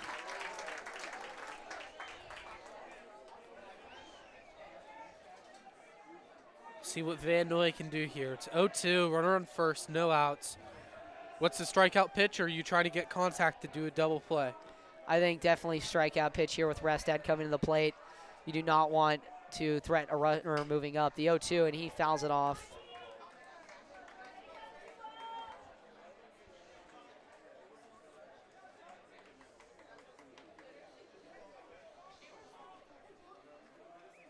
Still 0-2.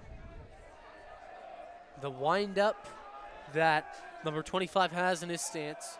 Van Noy. Yeah, Van Noy comes set, kicks and fires, and it's upstairs. 1-2 now. Yeah, a little too high on that fastball.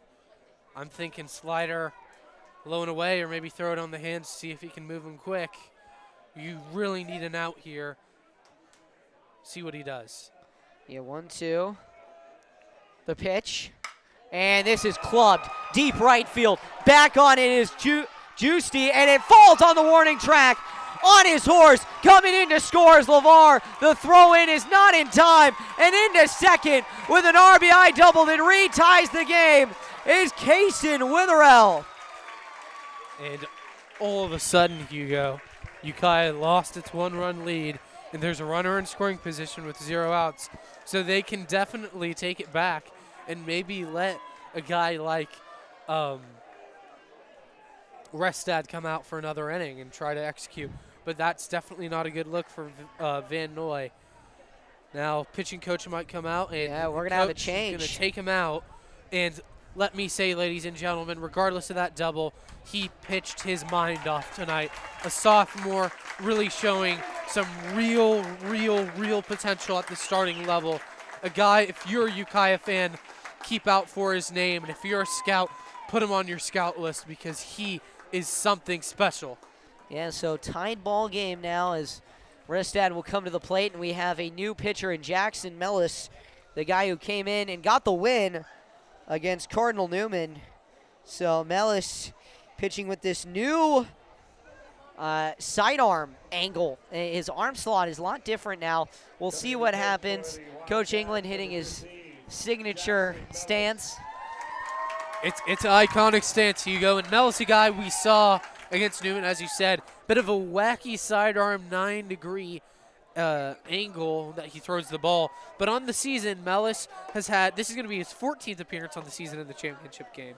He has a 3-1 record with a 2.42 ERA, and he has 37 2/3 inning of work, 38 hits given up, 22 runs, 13 of those runs are earned, 27 strikeouts and 6 walks. So a great strikeout to walk ratio, and bit of a sidearm guy.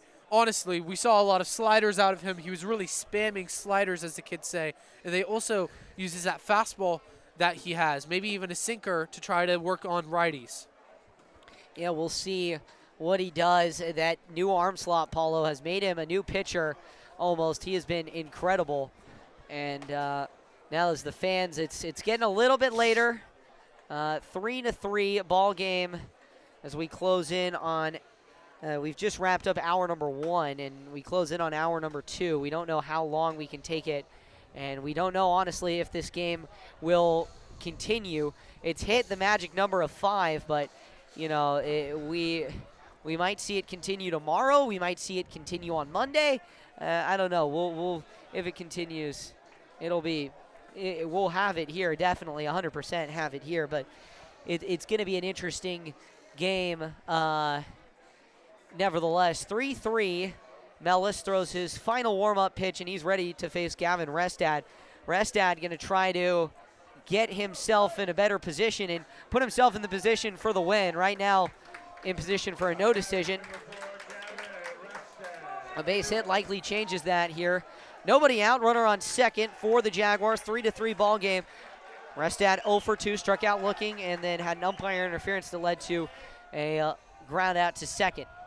The pitch, swing, and Restad pops this one up into right center. Giusti over on it. He will make the catch. Runner tags up. No, he's going to be held, and the throwback is in. He's caught, coming back. Castro makes the tag. Castro cut it off as the runner came back and tagged him off. So a double play for Ukiah, and they keep this game tied. Oh my goodness, what a change of events. What a change of events indeed. A great way to catch that ball with the wind coming in on you and then absolutely ripping it to your cutoff man, which is what you're supposed to do. And Castro heads up play looking like Brandon Crawford, tagging a runner out at second. Damian Rodriguez now in, and he watches a called ball, 1-0. Yeah, Rodriguez had that double in the bottom of the first inning that put them up by 2. Let's see if he can replicate any of that type of success. The 1-0, swing and a miss, goes after that slider from Mellis. And I will say, Mellis, against Newman earlier this year at Anton Stadium, he gave up 5 in the first inning, and we thought, you know what, that's going to be the year for him. 1-1 in there for a called strike, 1-2. But he has changed his arm slot. He's come back, and he's been unreal. And he's looking stellar right here. 1-2 with the confidence behind him. Let's see if he can do it. The 1-2, the pitch, goes back to that slider even further off the plate. And Rodriguez does not offer. Rodriguez 1 for 2, reached on an air back in the first inning, and then in the third had a single. The 2-2 on the way. 3-3 ball game. The pitch outside. Rodriguez will see the count full. It's a full count, and it's safe to say, Hugo, if Mellis is able to get out of this jam, it's safe to say, call Mellis the menace of this game. I like it. 3-2, the pitch from Mellis. Swing and a miss! The menace! Jackson Mellis, unreal, comes in, incredibly efficient in relief, and we are knotted up at 3 after 5. Windsor will likely pitch send to another pitcher, and we will have a new pitcher. And we'll stay up for Take Me Out to the Ball Game.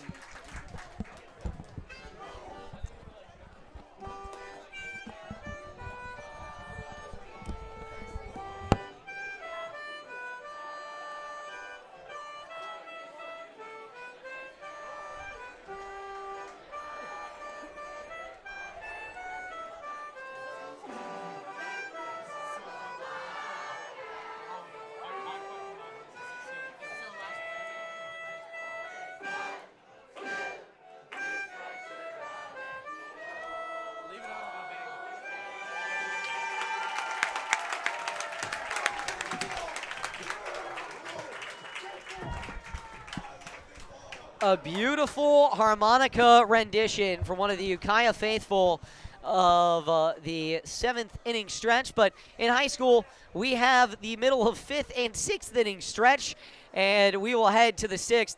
Restad is actually back on the mound for Ukiah, and the home plate umpire coming out to talk to him because already 100 pitches on the day. Coach England's going to have to watch out because within the week, they've had about 110, so I don't know if we're going to have a new pitcher or Restad's going to go to second or what's going on. Yeah, we're going to have a new pitcher here, so Restad's day is officially done. He will head to second. Billingmeyer over to third, so pitcher enters, no DH anymore. And the new pitcher, we got to see. Who is it, Paulo? I don't know, Hugo. We're about to figure it out. I think it's Norger. Number 35. 35. I don't think he's pitched before at the varsity level. He is not on the roster. Therefore, another one of those JV guys. Yeah, that game against Rancho Cotati really straining the Cardinals, or excuse me, the Jaguars in this situation. Yeah, so they're going to move.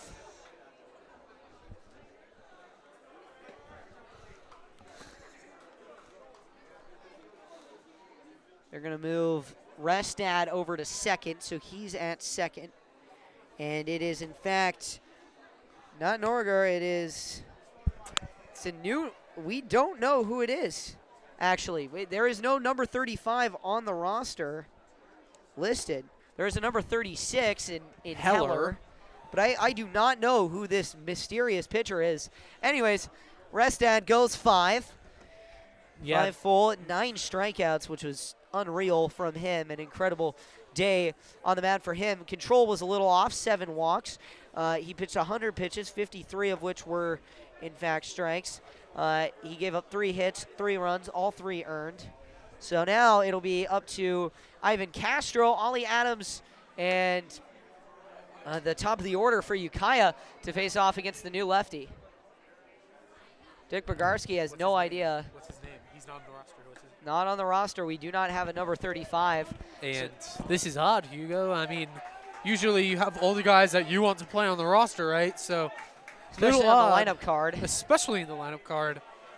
So I guess actually Coach England was writing up that lineup card for me before the game because we were in the heat of the Annalee Montgomery game.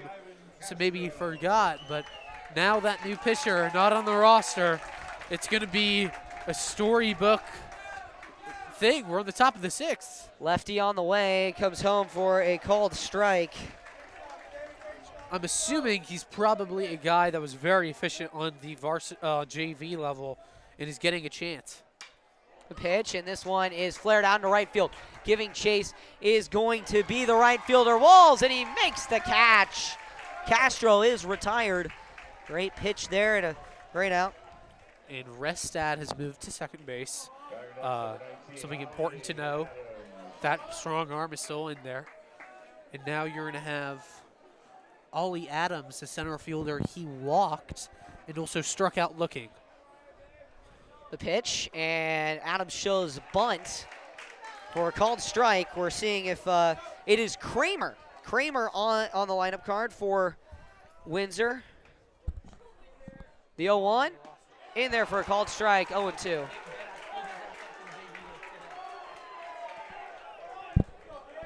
Jack Kramer, the pull-up. The pitch from Kramer is low and away.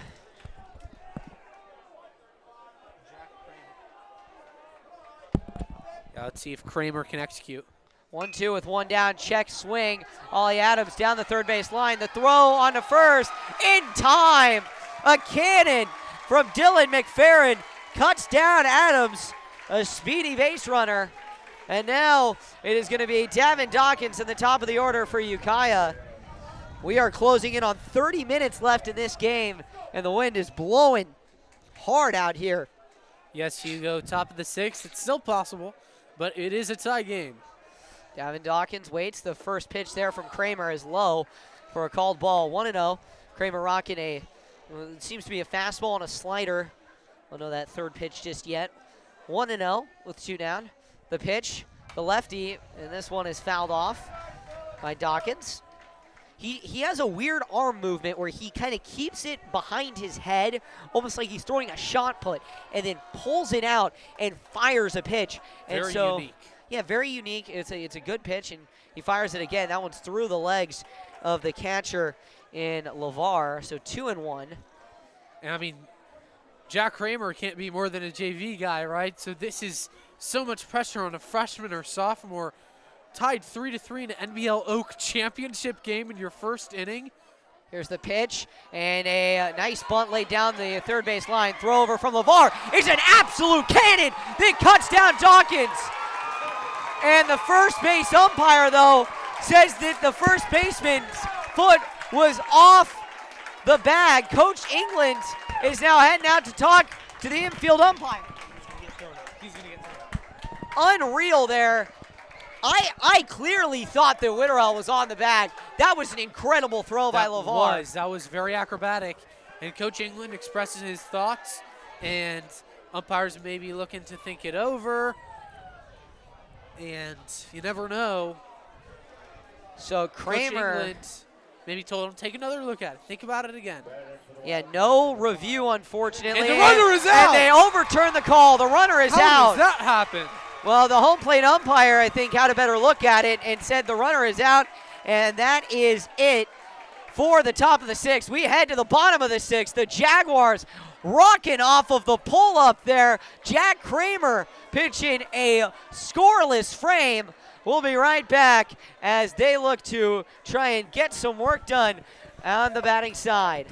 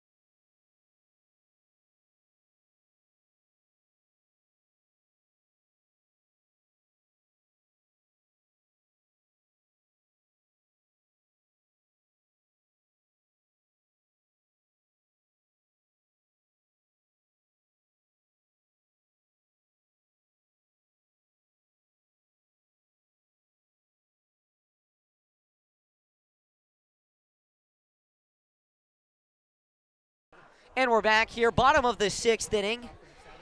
Dylan McFerrin leads off. It'll be McFerrin, Walls, and Bussell in a knotted up 3-3 game. Mellis ready to go. He comes set, kicks, and delivers. And it's a first pitch strike on the outside part of the plate. Mellis, I don't know what the turnaround has been, but this is genuinely from first start to seeing him just 2 days ago to seeing him now, the craziest turnaround I've ever seen. 0-1 is that one's low and away, 1-1. I mean, there is such thing as a down game, but that was Newman did a pretty good job against him, and then he just shut them down last game. And Jackson is definitely, in my book, one of the better second half players. The 1-1 is a bunt back to the mound. Mellis cuts down the runner. The great throw. And the menace is back in action, and he's ready for more. Yep. Ladies and gentlemen, credit Paulo Maravilla. We've got a new nickname for Jackson Mellis, the Menace. He's got those gold chains. He doesn't mess around. He wants to win badly, and he'll do anything, just like the rest of this team. Young, scrappy, and hungry, and they're not throwing away their shot. I'm pretty sure this game, if it does discontinue, will be back at 10 a.m. tomorrow.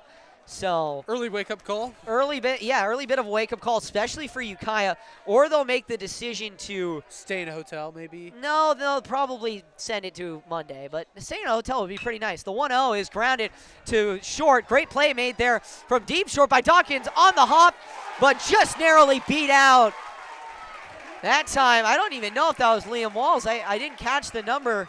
I think that was number 7.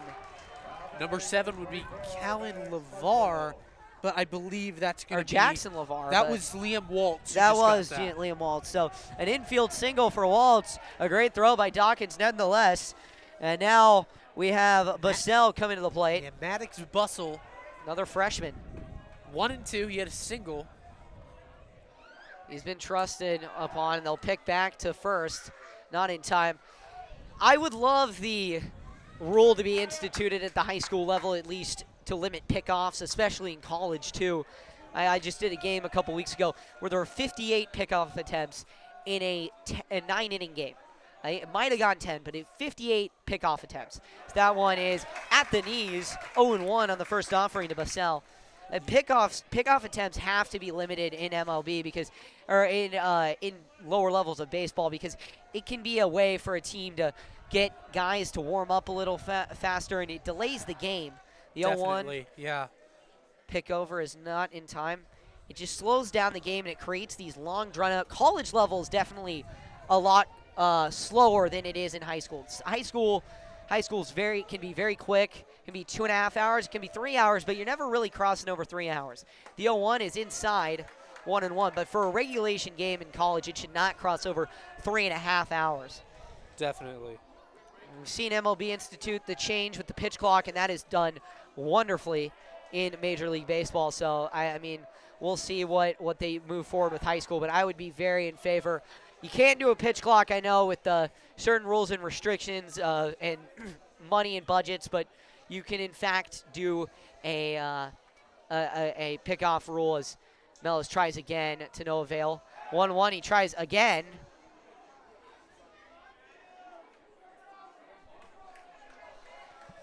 So I'm interested to see, like, what are the viewers? Would you guys be interested in a pickoff limit?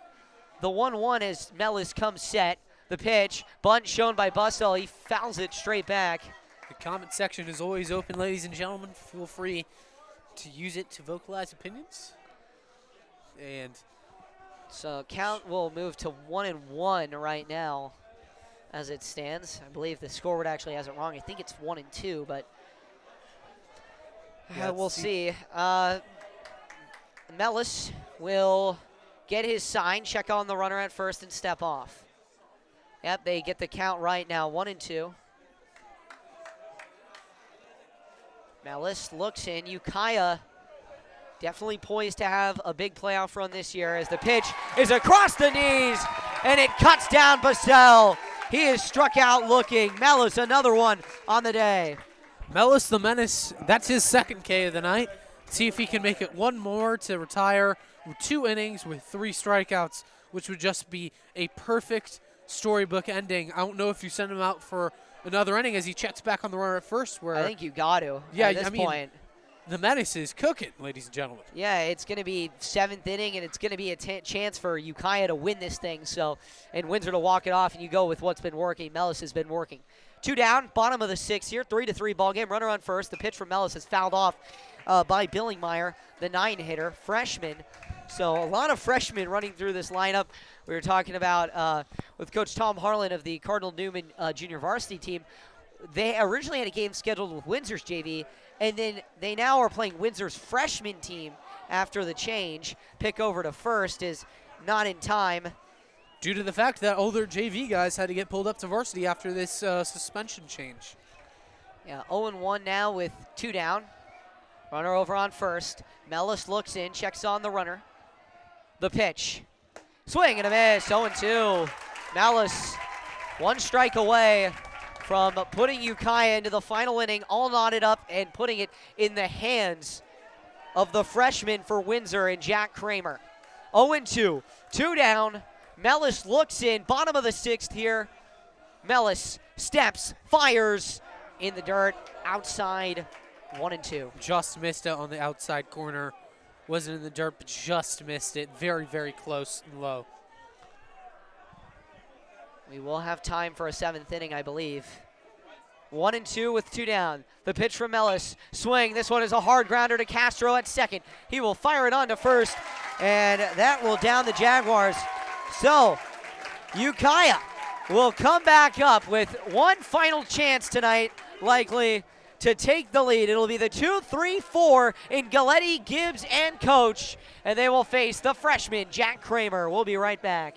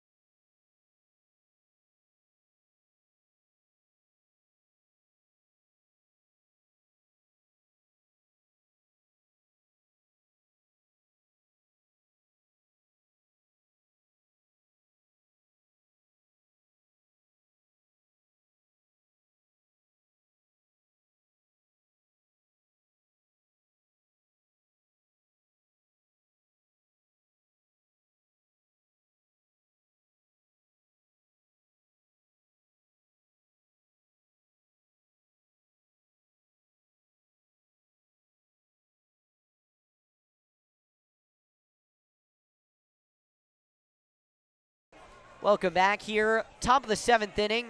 Enter the final inning of the night. Exit light, enter night, enter Sandman.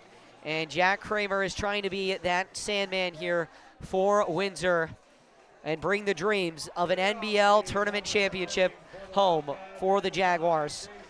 He'll have to face a very formidable lineup here for Ukiah in the 2-3-4 spot.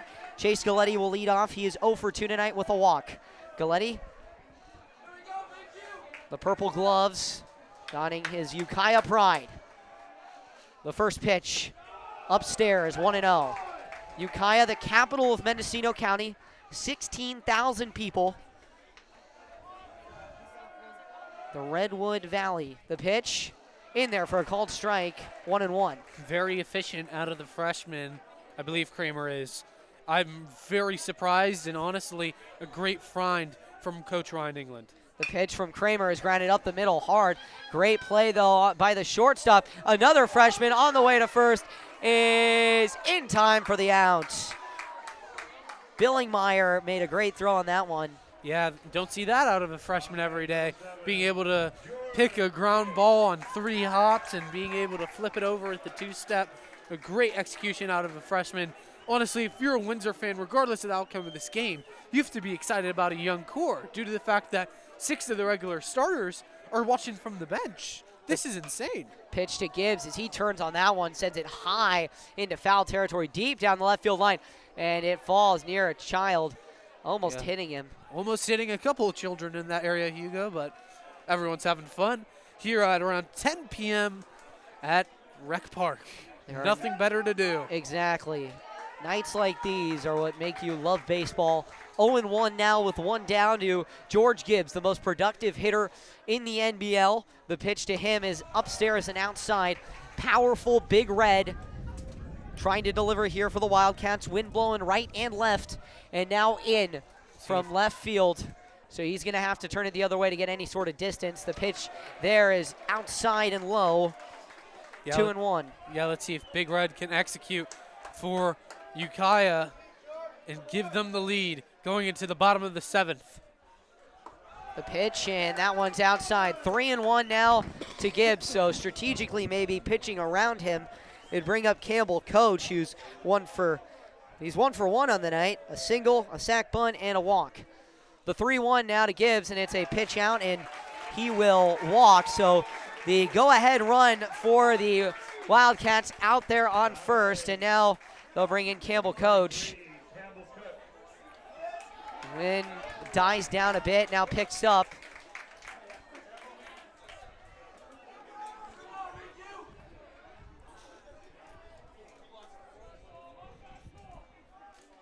One down, runner on first. The first pitch from Kramer is across the knees on the outside part of the plate for a called strike. 0-1 now with one down to Campbell Coach, trying to deliver here. His older brother Kessler at the Santa Rosa Junior College. 0-1, slider cuts beautifully right back into the zone. 0-2 now. The lefty freshman getting set. He wants to get Windsor up for one final time in regulation to try and get the Jaguars home. The 0-2 with one down. The pitch outside. Yeah, LeVar trying to put a frame on that one, but just too far outside. Hugo, you can even see fans starting to build in the right center stands there. Yeah, they're watching on. 1-2 now. The pitch outside, 2-2. Went back to that curveball. 61 degrees still here in Healdsburg. Going to drop to a low of 55. And if you're familiar with North Bay weather, 55 can be the high during the winter. And sometimes it's even lower than that. We had a 48-degree day up here in Healdsburg. And it gets even crazier when you go to Ukiah because it can be 105 degrees in Ukiah. It can also be 30 degrees. So it's pretty wild when you look at the whole weather of the Redwood Coast up here in the North Bay. 2-2 with one down. The pitch. Runner goes. Swing and a miss. And Gibbs retreats back to first. Coach down by the freshman. 2 down now for Connor Cleary. Cleary has been pretty much skunked tonight. 2 strikeouts and 1 walk. 0 for 2. He's going to try and deliver. The left-handed hitter hopes to be playing here one day. He's been working with Party out front and head coach of the Peru Packers, Joey Gomes. Here's the first pitch to him. Breaking ball that cuts beautifully through the strike zone like a knife cutting through butter. 0-1. Yeah, he's 0 for 2 with 2 strikeouts and a walk. 3-3 the 0-1. Check swing. Yes, he did. Infield umpire says he went around, so 0-2 now. One final strike for Connor Cleary. Tied ball game here in the top of the 7th inning. Ukiah's George Gibbs on first. 0-2 count to Cleary. Kramer, the underclassman, comes set, checks on the runner, checks again, comes home, breaking ball, line deep into right field, it gets down fair. Gibbs is rounding second, he's headed for third, he'll be held up there. And a clutch 2-out single, sitting back for the breaking ball. He is out front, and Connor Cleary is at first. A little party out front action. He got out in front of that slider, that's for sure. And now it'll be on Sterling Wright's bat. It was hit by a pitch and brought home the go-ahead run back in the 5th. See if you can do it again. Runners on the corners. Kramer gets his sign. Checks on the runner, the pitch, fastball, check swing, foul ball down the right field line and out of play. Yeah, too late on that one. This freshman is carving up some of these upperclassmen, and it is very exciting to watch. Heat of the battle, we're in a tie game with 2 outs. Runners on third and first, Hugo. Yeah, 0-1 as Sterling Wright, the third, stands back in here with 2 down.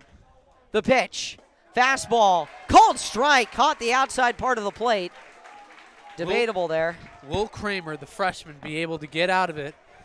Or will Sterling Wright the third rewrite history for Ukiah? This team down and out. A 0-2 count to him is outside. 1-2. A bit of a pitch out there. This team, as I mentioned, yes, the 4 seed went 4-8 in conference play. Coming into this, were written off. Go and beat the number 1 seed in Santa Rosa. Now here in Healdsburg, trying to do it against Windsor. The 1-2 struck him out looking. Breaking ball catches the outside part of the plate, and the back door shuts on Sterling Wright the third and the Wildcats. We'll head to the bottom of the 7th. Still all knotted up. 3-3. Windsor has one final time.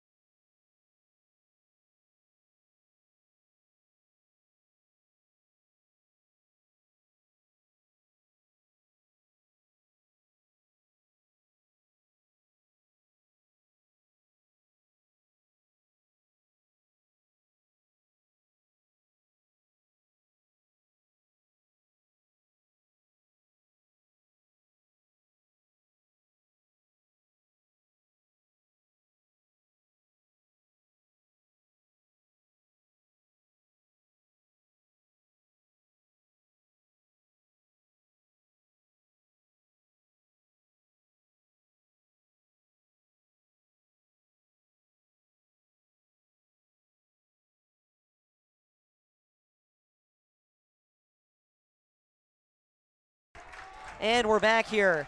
It is going to be on the bat of Robbie Hollingsworth, the leadoff hitter for Windsor in the bottom of the 7th. First pitch from Mellis is low and away for a called ball. 1-0, likely the last half inning of play here. 10:17 local time. Lights will come down at 10:30 as Healdsburg City limits state. The 1-0. And Hollingsworth lines this one to right center. Over on it and making the catch is Juicy. 1 down.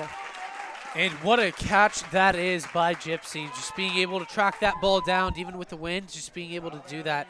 It's a great, great thing. And I would like to first thank all the listeners who've been staying in with us tonight as Callan LeVar will step in, the senior who's pretty much saved the team and is their #1 captain because the rest of all the upperclassmen aren't there. So he's the guy everyone's relying on. Let's see if he can do something against Mullis's first pitch is inside, and it got LeVar right in the back, so they'll get a base runner with 1 down, and it is do or die time here for Windsor, and they're going to get Witherell coming to the plate as Ukiah will have a pitching conference on the mound. I wonder if this will be a change here.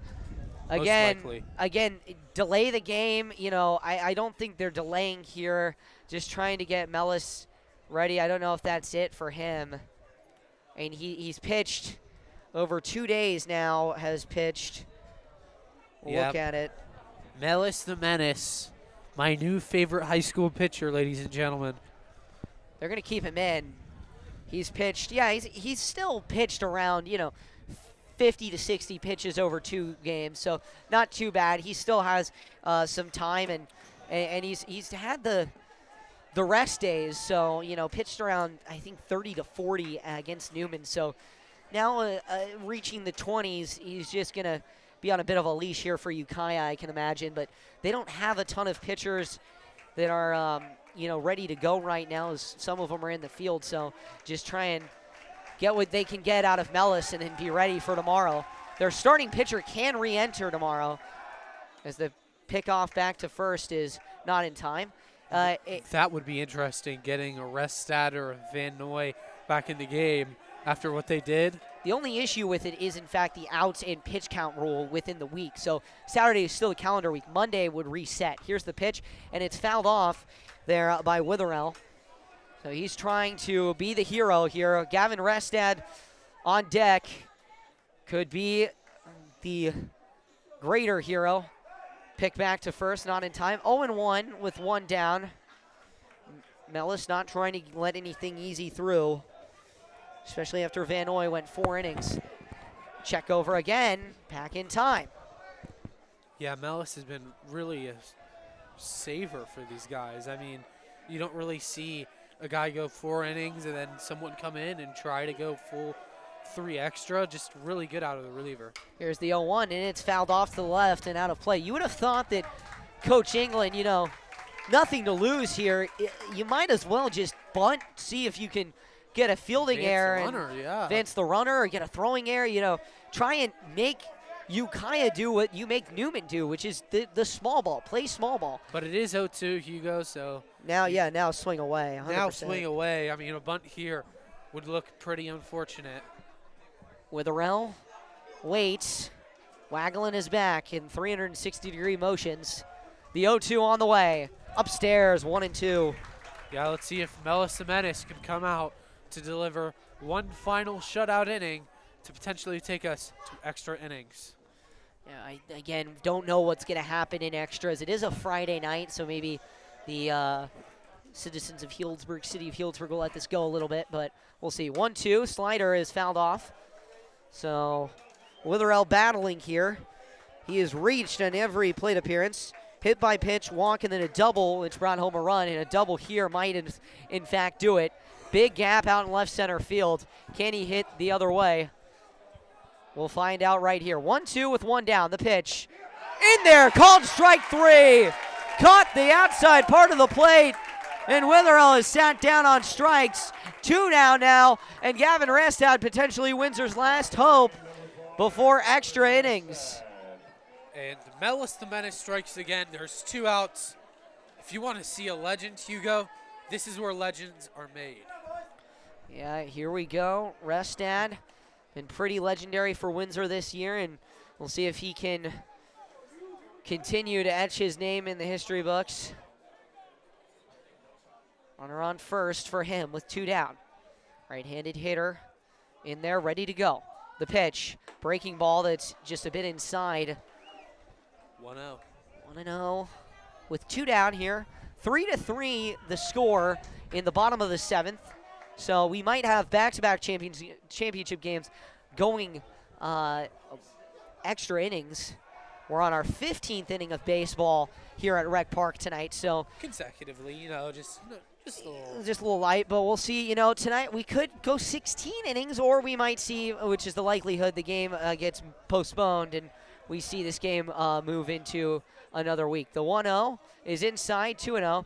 The issue with this is this game is huge for playoff seeding, so you would have to either declare this game a tie and declare it a co-champion, or you'd have to play this game on Saturday or even Sunday morning before the rankings and the ratings and the playoff standings are released, the brackets, on Sunday afternoon. So it'll be interesting. The 2-0 is fouled off, so 2-1 now to Restad.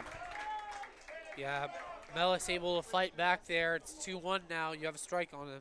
Well, guess what the pitch is. I mean, probably a slider away, maybe fastball up and out, maybe. It's really hard to say. Yeah, they don't want to give Restad anything easy. You don't want to give Restad anything whatsoever. 2-1 as the clock is ticking down here at the 11th hour. The 2-1 is outside. 3-1 now to Restad. So with this walk, you would move the potential winning run into scoring position, and you would put Damian Rodriguez, who has just been unreal tonight, 1 for 3, but that one of those pieces of hitting was unreal as Restad fouls this one off, and it will go to a payoff. He hit a ball out in the right field that got under the glove of the right fielder. It was ruled in air. So without that error, he'd be 2 for 3 with 2 RBI. So now we go the distance with Restad. 3-2. Mellis gets his sign. Checks on the runner, comes set. Runner will go. The pitch to Restad. Swing, and it's fouled off. Yeah, fouled off way out of play. And now we need to see if Mellis has that dog in him, Hugo. If the guy from Ukiah. Now we have to see if Mellis has that dog in him. We have to see if those Ukiah faithful are ready to see if Mellis can fight for them and try to take this to extras to keep on fighting for U-Town. 3-2. Mellis comes set. The payoff on the way. Runner goes. Swing and a miss! Jackson Mellis, the menace, ends in regulation. 3-3. We're headed to extra innings and more free baseball here on the Hugo Sports 360 Radio Network. I don't believe it.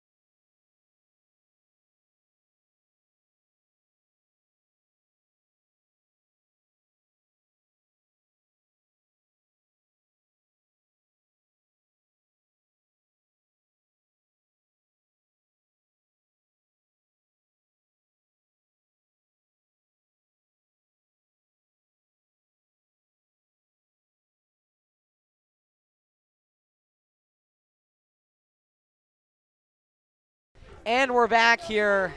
Jackson Kramer back into another inning of work as we have reached extra innings, and the big question is the lights question. The Healdsburg City Council limits these games to only go until 10:30, but we'll see if they let it extend on a special circumstance.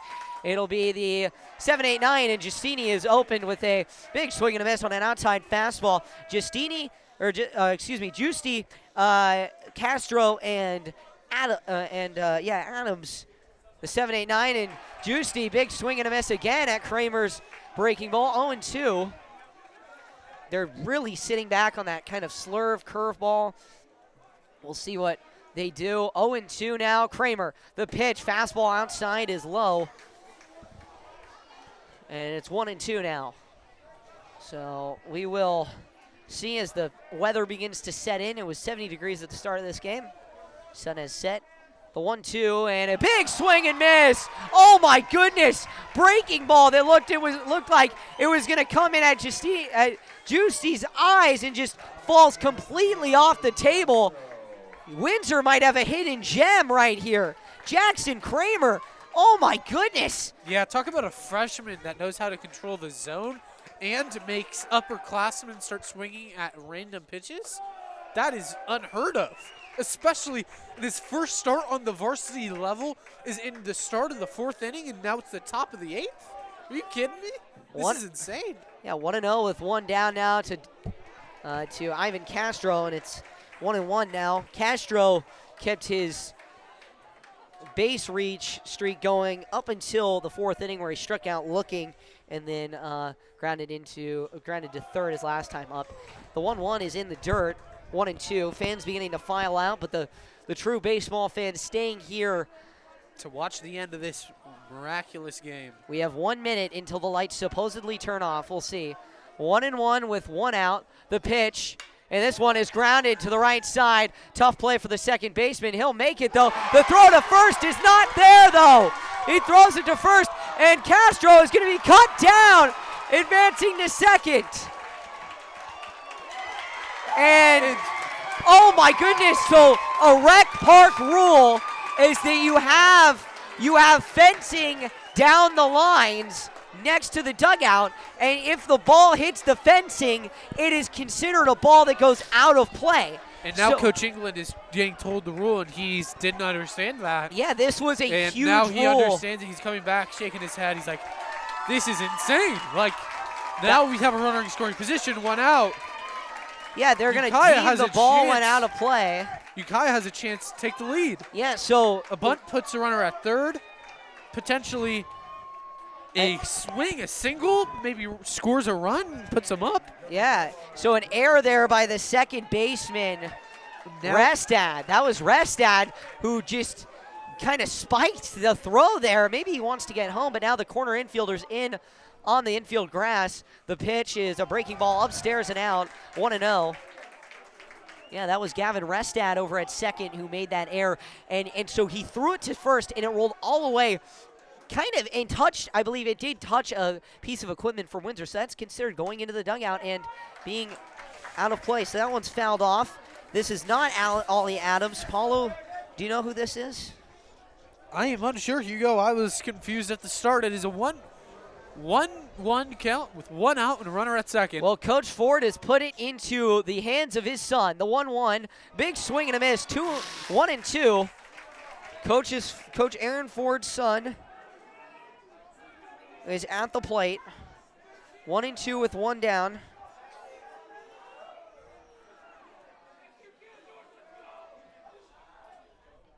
Here's the pitch, and Ford fouls it off. It is, I believe Coach England just signaled fastball straight away. I think Kramer's going to gas him up. Yeah, 1-2 on the way. Breaking ball struck him out looking. Cut across the knees, and Kramer another strikeout. Now he's 4th in the ball game. I apologize, ladies and gentlemen. That's that knuckle curve that he throws that struck him out, and now we're going to have number 1 come up to the plate. It's Davin Dawkins, Paulo. He's Top of the lineup. Yeah, 2 down. Here's the first pitch to Dawkins, and he watches another breaking ball just float right down the middle for a called strike. That breaking ball that just falls right off the table there kind of froze Dawkins. 0-1 now. 2 down. Here's the pitch. That one is outside, 1-1. I've never seen a freshman be able to be this dominant in a game in his first appearance and be throwing these nasty curveballs all over the place. This is unheard of, Hugo. Exactly. This is what I was about to say, Paul. I don't think Ukiah thought that Windsor had this after Restad, as that pitch is outside, 2-1. Normally the guy who pitches following Restad, we saw him play against Cardinal Newman a few weeks ago. He opened the game, and the Restad came in and closed it. The 2-1 is outside, 3-1 now to Dawkins. 3-1, you got to execute, got to hit your spot. And so the lights have stayed on. Umpire is clearing off on plate. And see here, 3 minutes past 10:30. See if we go this half inning. If that's the case, I think they got to complete the inning. I think you got to complete the inning, right? The 3-1 with 2 down. The pitch, breaking ball, frozen there. He takes all the way, 3-2. That pitch is so nasty, Hugo. It's utter filth. Yeah, Lucas Brown, the guy that he is currently one of the suspended ones. He would normally pitch after Restad. The payoff, outside, Dawkins walks. And Coach England can't believe it. He thought that was a strike. He's trying to talk to the umpire. And look, he's asking his catcher, Callan LeVar. Oh, and the umpire has given Coach England a warning. I will say actually, he might have. No, he just gave him a warning. And Coach Ford is given a warning, and now everyone's being told to come back. No, I think Coach Ford. I don't think Coach Ford got a warning. I think he was just coming in to talk with he's going to have a base runners conference and see what they're going to do here. They might, honestly, Galletti in this position, he is 0 for 3 with a walk. He's going to see some pitches, but he might lay down a bunt here.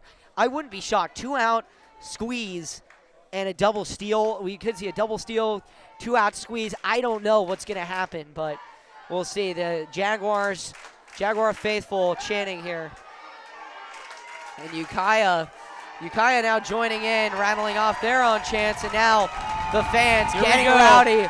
Here we go, ladies and gentlemen. The atmosphere's picked up, and playoff baseball has rerung.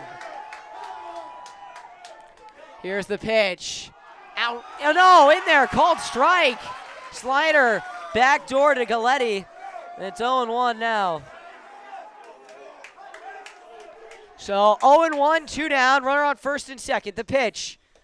Upstairs, squirts away from LeVar. Both runners move up. 1-1 now. Runners on second and third. And it's a 3-3 ball game. Ukiah has the chance to take the lead here in the 8th. Ladies and gentlemen, this is cinema. Runners on third and second. You can't make a mistake if you're Windsor. You have to execute to the finest ability. If you're Kramer, you don't have any use of.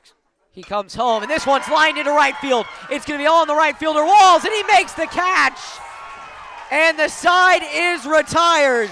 Ukiah leaves runners out in scoring position, stranded, and we will head to the bottom of the 8th. Windsor has one final chance potentially on the night. We'll see. They're kind of figuring it out now with the timing, but we'll be right back. 3-3 when we come back. Bottom of the 8th is due.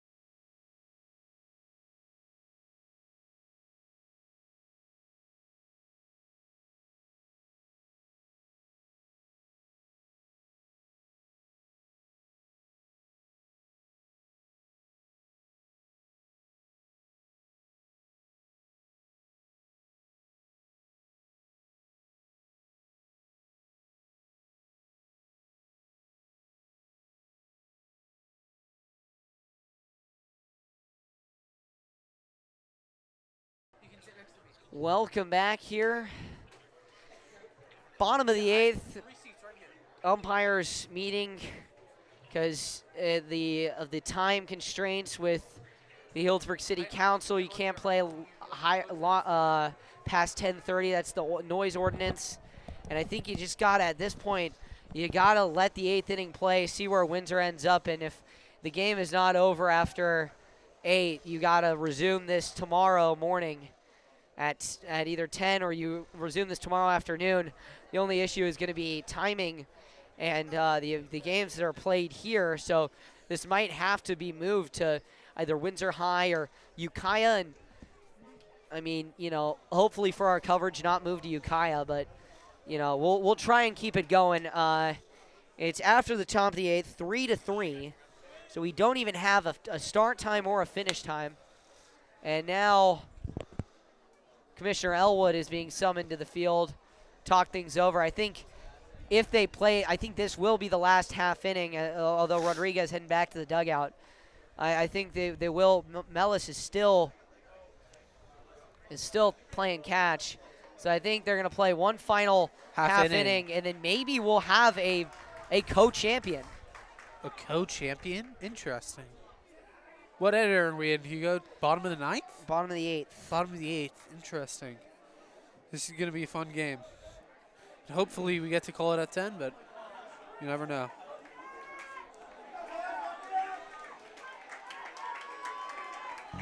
Well, now we go to the bottom of the 8th, and play has restarted. Damian Rodriguez leads off, and he flares this one into shallow right field. In on it is Juicy, and he makes the catch. And Mellis the Menace is coming in for his 4th inning of work. He's done phenomenal. Is that 5th inning of work? No, 4th inning. 4th so inning far. of work. I think they're It's been a long night, ladies and gentlemen. It has. This is our 16th inning of coverage here. 8 in the Redwood and now 8 in the Oak. Been doing these games for 5 years now, and it's pretty awesome. With one down, the first offering is in for a called strike to Dylan McFerrin. McFerrin 1 for 3 on the night. He'll give way to a pinch hitter, and the pitch is now hit into right field, and it is down. And there we go, a single. Gets Windsor a base runner here late in the game. So again, a new hitter. New hitter, we got number 7. Yeah, 7 is not Lucas Brown. It's whoever they put on the lineup card, because I believe Brown is suspended. Because he would obviously be an option. Savano. Yeah, yes. Either Scuano or Savano. I think Savano. I think it's Savano. It could be Scuano. If so, I'm going to check Max Prep, so please excuse me, whoever you are, if family is watching. Yeah, check back to first. Not in time. Check here. Scuano singled back in the 6th in relief of Walls. And it actually has a completely different name. Yeah, it's Lucas Brown, the sophomore who got suspended. Strike in there is 0-1 to Scuano. So, believe Scuano's wearing a different jersey number. Let's see what happens. Yeah, maybe some JV baseball. JV baseball here. Let's see if Mellis the Menace can connect and finish off this half inning. 0-1 with one down the pitch, and he reaches out for that one, fouls it off the frame. It is Savano, Sam Savano. Sam Savano. So Sam Savano will come in to pinch hit for Walls. I believe he is 1 for 1. He is 1 for 1 with the single, made that play. And the lights have been turned off. Lights are off here in the stands. The pitch is grounded through into right field. And they're going to hold McFerrin at second. So now runners on first and second. That makes sense. 10:43. Power hasn't been shut off, though. I believe Mark Dominichelli holds that power. I think that they're going to keep on playing this half inning. You got to keep on playing this. Yeah, that might be the day for Mellis, though. Mellis might get pulled here. Yeah, you're right. And let me say, Hugo, Mellis the Menace has been phenomenal. I cannot believe that I created his nickname, but I'm incredibly impressed by the senior. He might not get pulled. We'll see. I think they're going to keep, I think they got to keep him out here. Any pitching change would be a delay in play, and right now the way that the umpires are playing, they need this game to end before 11. I believe the city of Healdsburg definitely not the happiest, and I know them. They're very not the happiest. I work for probably. them, Hugo. I work for them. Oh yeah, that is true. You do work for them. It's okay. Paulo does work for them. Paulo is a lifeguard. So come to the Healdsburg pool and have Paulo save your life. That happens occasionally, Hugo. I Yeah. take pride. I take pride. It's like that scene in The Sandlot. Exactly, sure. Only reversed. Sure. Whatever you say, ladies and gentlemen. 47 people watching. We are just getting around. It is 16 innings of baseball. We would like to thank all 47 of you currently watching. Yeah, so 3-3, runners on first and second for the Jaguars. One down now for Maddox Bussell. He's been trusted in. Bussell, one down for Bussell. Malice comes set, kicks and delivers. Bussell shows bunt, and it's in the dirt for a called ball one. 1-0 now. And you got to feel for these catchers, Hugo. They've got 8 innings of baseball after waiting. Their legs have to start giving up on them soon. Yeah, 1 out and 1 down. Connor Cleary behind the plate for Ukiah, and Callum LeVar behind the plate for Windsor. Here's the pitch. He shows bunt again, bunts it down the right field line, but foul. And that's going to make it 1-2, I believe. I could be wrong. Maybe just 1-1. A great start to the weekend here. 1-1 now with 1 down, 3-3. The score here in the bottom of the 8th. 1 base hit wins it likely for Windsor, but Ukiah has some great arms in the outfield, so they could cut down a runner. The runner at second is McFerrin, and then Silvano over at first. Corner infielders in on the grass. 1-2 on the way here to Bussell. The pitch, he shows bunt, and it's in the dirt. Oh, no, called strike. Right. It's actually 2-1 count. Right down the middle. It was a bit of a scary pitch, but got down there. Now it's 1-2. You're in strikeout mode. Do you strike him out and go to the next hitter, or are you looking to turn a double play? Well, you've got to be looking for a double play in this situation. Runners on first and second, but a strikeout would help incredibly. The 9-hitter and the freshman on deck. Last hope for Windsor. 1-2 with 1 down, 3-3 here in the bottom of the 8th. Pick over, move to second, and a wind dust. Yeah, dust tornado comes up. And that's what can happen when Ukiah does that pickoff move to second. They bring their shortstop around the base in a circular motion, and that's what kicked up the dust tornado. The 1-2 on the way, swing and a miss. Mellis delivers. Mellis, the menace, is picking up slack for U-Town and wants to bring back this NBL Oak Championship plaque back to the U. Yeah, we'll see. 3-3. Now with 2 down for Everett Billingmeyer, his brother, one of the guys who was suspended with what happened at Rancho Catani just a week ago. 2 down, or excuse me, just a week ago, actually. Week has been a long and wild one. 2 down, the first pitch is fouled off down the right field line and out of play towards the Steindorf Barns.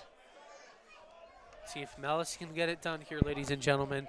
1 more out is needed to keep it a tie game and go to the top of the 9th. 0-1, 2 down here. The pitch, swing, and it's fouled straight back, 0-2.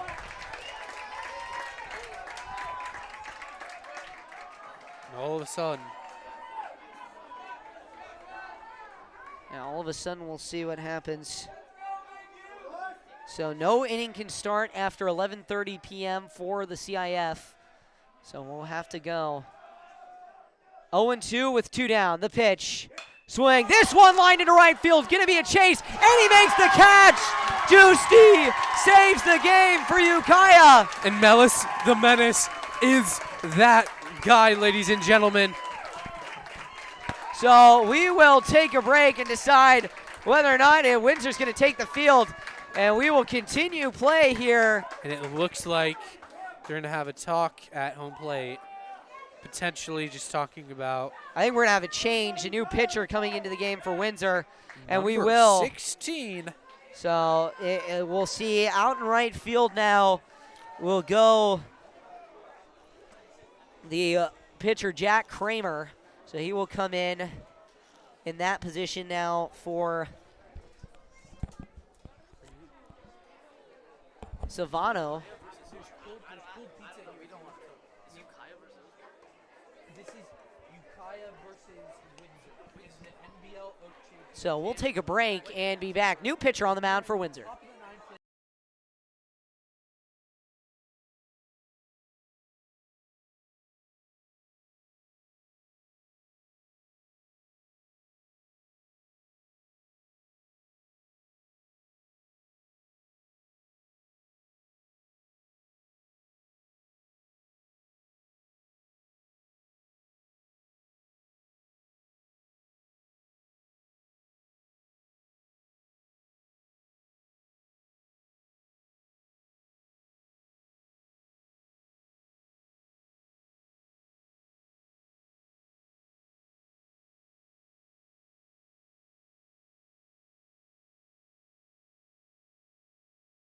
Liam Walls is the new right-hander on the mound for Windsor. 10:50 p.m. local time, and this is definitely getting into one of the longer games that I've ever called.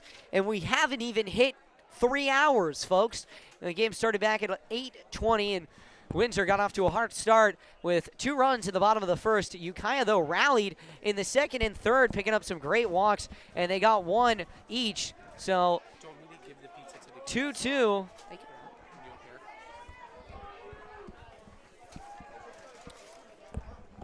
Windsor, it's the right fielder.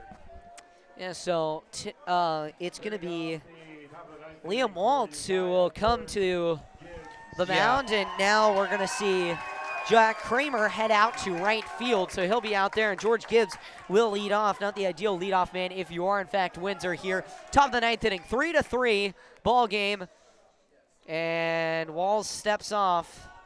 Now retoes the slab. Quite the game here between Ukiah and Windsor. The first pitch from Walls is a slider just outside, 1-0. 2 hours and 31 minutes in, top of the 9th inning. Very, very quick game. All things considered, it is late, but a very quick game. 2 hours and 30 minutes already in the 9th inning. That's insane. And that pitch is in there for a called strike. That's even quick for an MLB game with the pitch clock. Yeah, it's very, very efficient, but let's see if the U can maybe take a lead here. 1-1, the pitch, swing, and this one's lined up the middle, fielded on the bounce by the shortstop, Billingmeyer. He fires it on to first, and Gibbs is retired here to start the 9th. Yeah, and that's just a great piece of hitting by Gibbs. He saw a fastball, hit it up the middle, and Billingmeyer played better defense. He read it. He didn't know if it was a line drive or not, and he just flung it over to first, and just doing a really great job.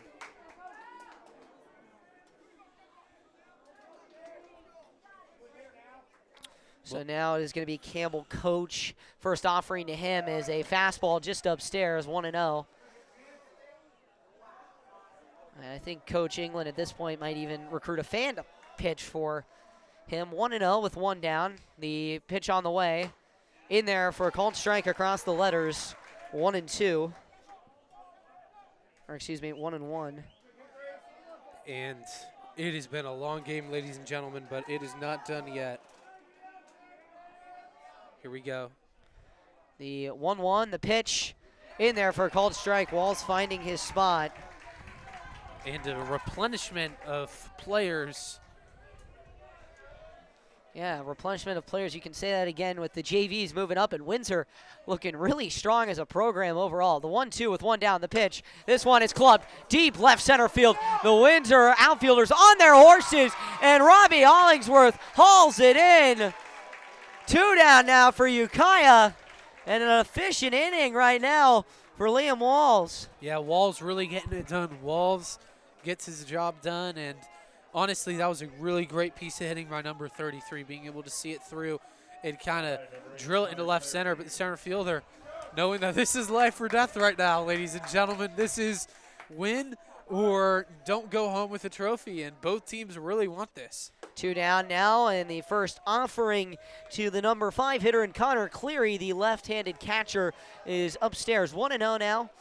1-0 with 2 down to Cleary. Cleary waits. The offering to him is up and out, so 2-0. Ukiah with they're going to have a new batter on deck, moving into the on-deck circle. 2-0, 2 down the pitch, outside. I believe I've seen this player before. The new batter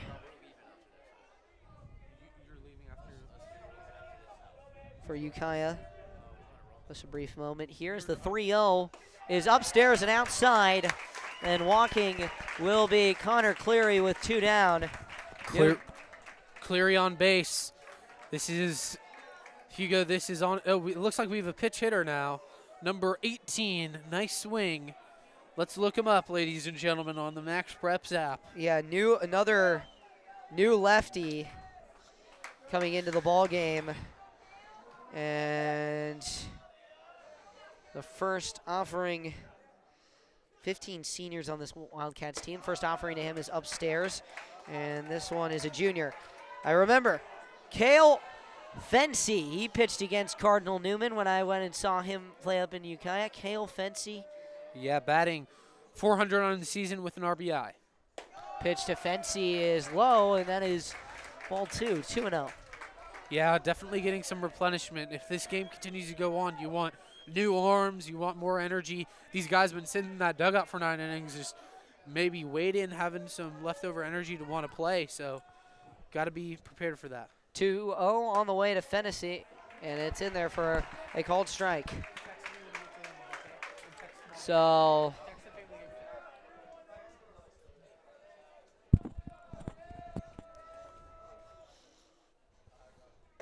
the pitch is in there for a called strike, 2-2. Very close game here, ladies and gentlemen. Still tied 3-3. Yeah, we'll see. Deuce is wild. 2-2 with 2 down, a runner on first. The pitch outside, and we move full. So 3-2 now. Full count with 2 outs.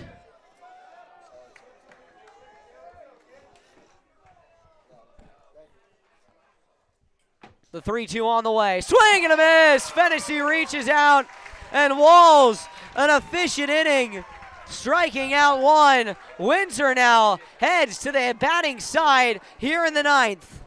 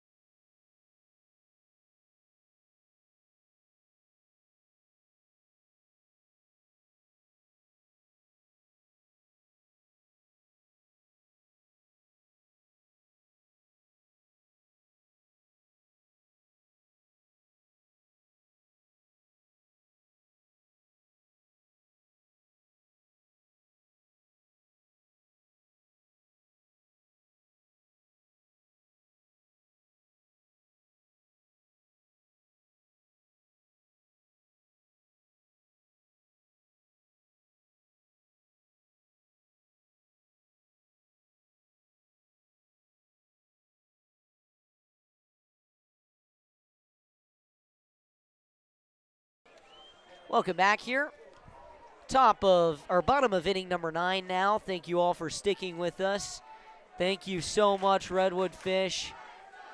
Thank you, Hugo Traverso, alongside Paulo Maravilla. New pitcher in the ball game is George Gibbs for U-Town.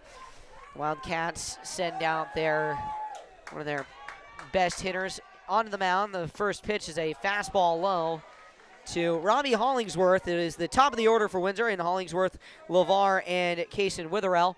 The official CIF rules state that we cannot play start an inning after 11:30 as Hollingsworth shows bunt. It's a high hopper, fielded on the hop by Cleary. He guns him down at first with a great throw, and Hollingsworth is retired.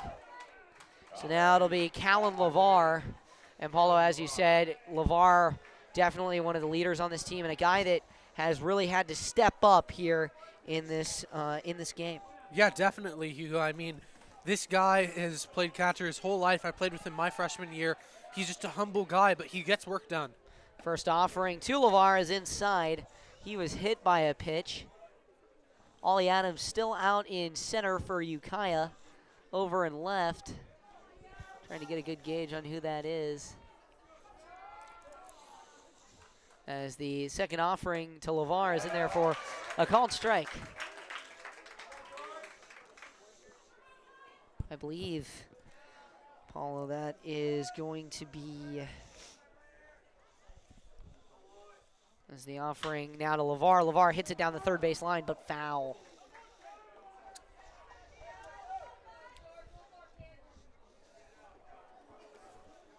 You want pizza? Get some pizzas distributed here to some of the Healdsburg players that are staying to clean up the field. So this one is high and outside, courtesy of Elizabeth Traverso and Healdsburg Table. Healdsburg Table, if you want some great recipes, go to healdsburgtable.com. Great food blog.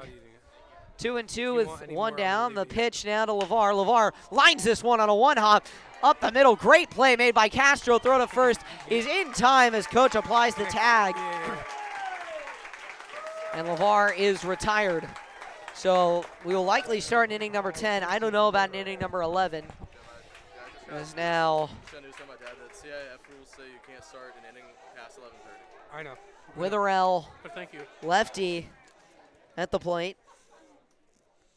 That one's in there for, inside, called ball. Noah Wong, Healdsburg Hounds pitcher.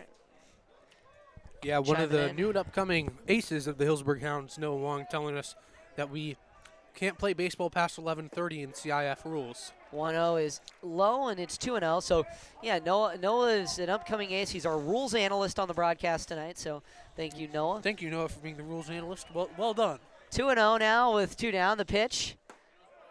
And that one is outside 3-0. One of his teammates just said he knows ball. Well, yep, that man Anthony is a Espinoza. certified ball knower. Yeah, great Certified player. ball knower. Great defender. Even better bat. Great young and upcoming player for the varsity level. 3-0 now to Witherell, and he watches ball 4 go below his knees, and he has a 2-out walk that will bring up Gavin Restad. Restad was in a position with a runner on, and he was struck out swinging. So we'll see if Restad can change his fate tonight and do something. Out in left field now is actually, they're saying it's Davin Dawkins on Game Changer. It is not, in fact, Davin Dawkins as he steps off with 2 down. It is going to be, no, it is Dawkins out there. It's Davin Dawkins' brother. The pitch, there it is, called strike. Slider, 0-1 now to Restad.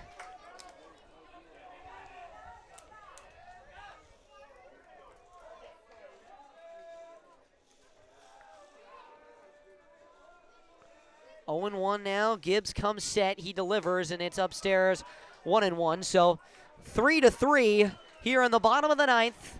1-1 count to Gavin Restad, who started the game and put in 5 innings of great work on the mound for Windsor. Leading over at first is Witherell. The 1-1 on the way from Gibbs is in the dirt. Sliding out of the strike zone, 2-1.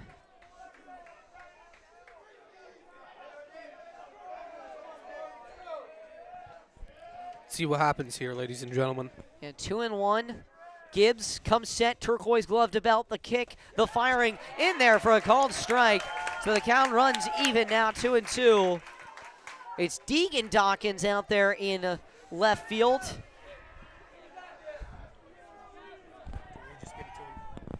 Go for it. Take out. 2-2 with 2 down. Runner at first. The pitch to Restad. Swing and a miss. Gibbs shuts the door.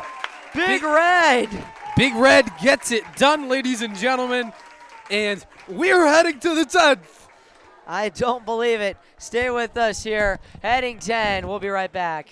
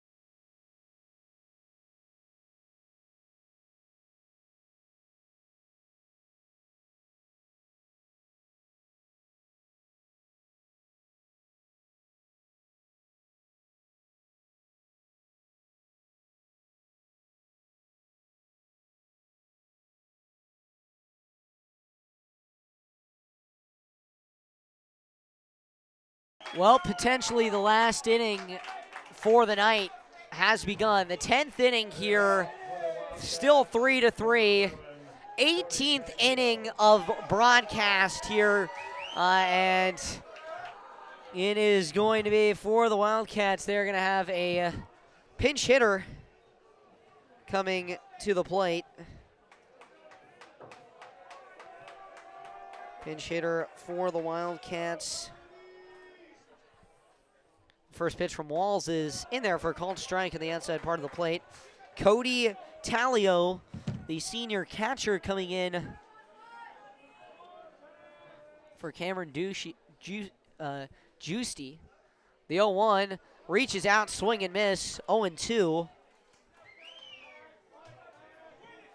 So now Ivan Castro out in the on-deck circle. He'll be followed by either Ollie Adams or Ford, and now he reaches out, pokes this one in shallow left field. Falling and making the catch is Billingmeyer. Oh my goodness, shallow left field, fading away like Kevin Durant, and he makes the catch. What a play. Unreal. Cody Talio is retired. Oh my goodness, is that the one and only Vero Pueyu checking in on the broadcast? I think that is. Let's see. Vero, I think that's Vero. Legendary. Gotta be legendary. I'd like to thank Vero for watching this stream. Means a lot. Yeah, former player we've known, and now at the Santa Rosa Junior College, great first baseman at Cardinal Newman. So dominated in both. Yeah, we wish him the best as a Bear Cub, and they're battling right now, playing Ohlone College in the Super Regionals and trying to make the trip to state. And Ohlone, one of the best teams in the state, so going to be a bit of a toss-up. But they lost game one. We'll see if they can get back in game two. First pitch now to Ivan Castro is in there for a called strike, slider that falls right into the zone. And pitch in there for a called strike 2. He's quick pitching number 3 here. 2 sliders back to back. Probably going to go to a fastball. The pitch, fastball, and it's way upstairs at eye level for Castro. Still 1-2. We could, if Ukiah is able to, could go 11. The 1-2, low, that 2-2. Looked like a strike to me, Hugo. Just touching the zone, but apparently didn't make it. 2-2, 1 out. We could go 11 here. We could. It's not allowed to start past 11:30, so we could go 11. The 2-2, the pitch, caught him looking, caught the outside corner, strikeout yet again here for Liam Walls, his second on the night. And these Wildcats have really struggled in finding that strike zone and dominating. And as of late, when it hit around 10:45, it's been hard to make contact. The only guy to make base would be Cleary, Connor Cleary, as number 19. Looks like a swing and a mix. Yeah, big swing and a miss. Ollie Adams on that fastball. Coach Ford decided to let his son work the trick, but Adams back in the lineup here. The rule in high school is he takes the ball outside 1-1. Rule in high school is you can be pinch hit for once and re-enter the game. Once you're pinch hit for a second time, you cannot re-enter the game. The 1-1, the pitch, swing and a miss. Fastball blew it right past him here in the 9th inning. 1-2 with 2 down, 3-3. Top of the 10th, the pitch. And that one is inside 2-2. So now 2-2 count with 2 down, 3-3 ball game here in the 10th. The pitch from Walls.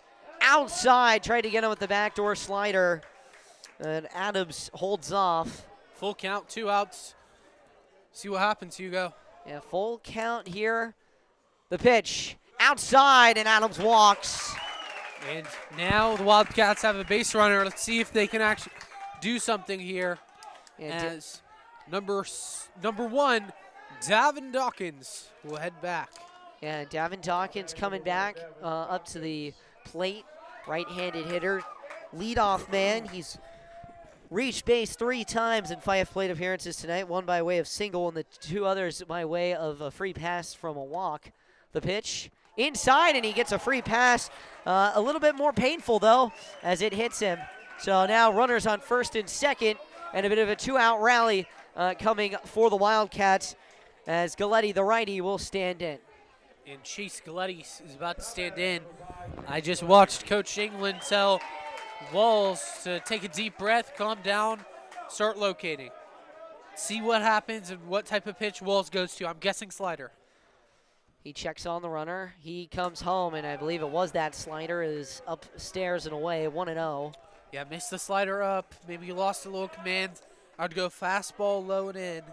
It is 11-11, ladies and gentlemen. Regardless what team you're rooting for, it's time to make a wish.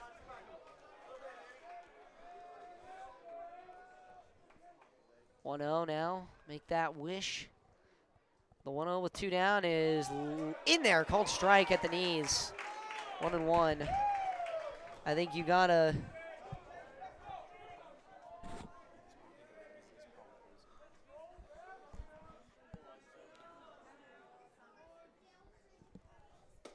Pitch is inside, 2-1.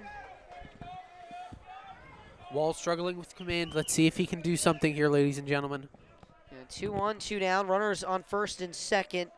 It's Adams at second and Dawkins at first. 2 speedy runners. The pitch, and Galletti pops this one into foul territory. Over on it is Witherell. He is ranging towards the netting, but it'll fall out of play, and the bleachers off to the right. Fans enjoying it here. 2-2 with 2 down. Galletti, a base hit, likely puts Ukiah ahead, and then George Gibbs would be called upon to put this game away in the bottom of the 10th and earn Ukiah a championship. The 2-2 with 2 down. The pitch outside, 3-2. Count goes full. Yeah. Yeah, I mean, if I'm Galletti, you got to protect what's close and you got to leave what's away. If that makes sense, ladies and gentlemen. 3-2. All right, second creeps away. Both of them will go. The pitch inside, and it hit him.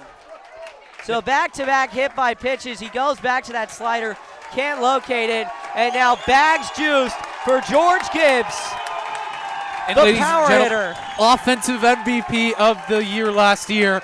We're talking serious power.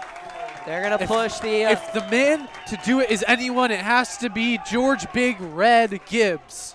They're going to push the outfielders back. Wind blowing slightly in from left field. And it is going to be Walls who steps off, try and kill some of the momentum here. Runners loading the base pass here for Ukiah. Do or die time. The first pitch to Gibbs. Big swing and a miss at the fastball. 0-1.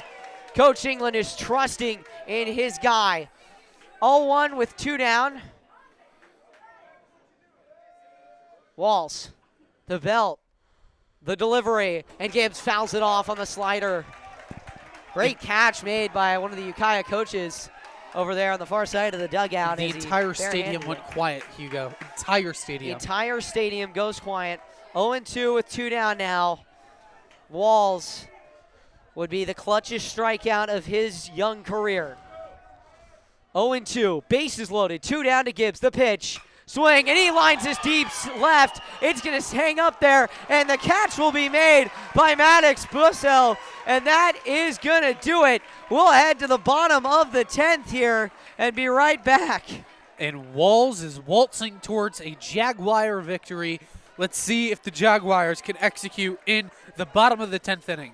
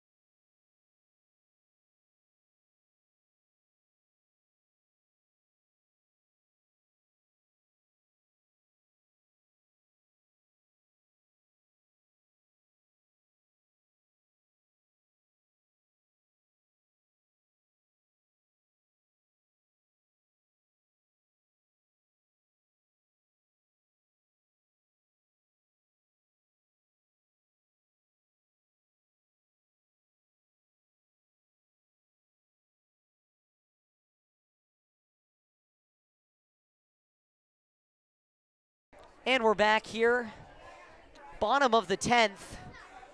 And it is going to be Damian Rodriguez leading things off. It'll be Rodriguez, McFerrin, and we'll see if they go Savano or if they go Walls. It's probably going to be Walls, as he has just been pitching a solid 2 innings in relief.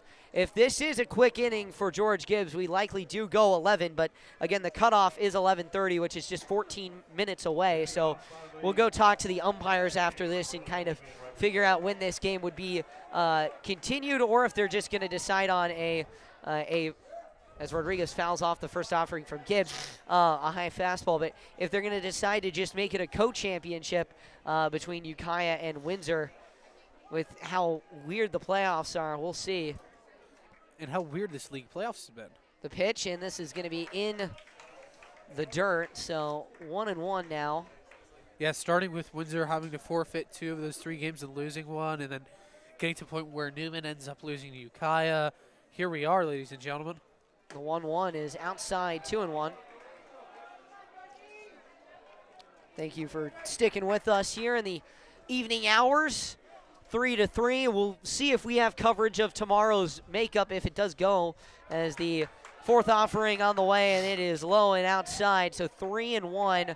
Gibbs struggling to locate that slider.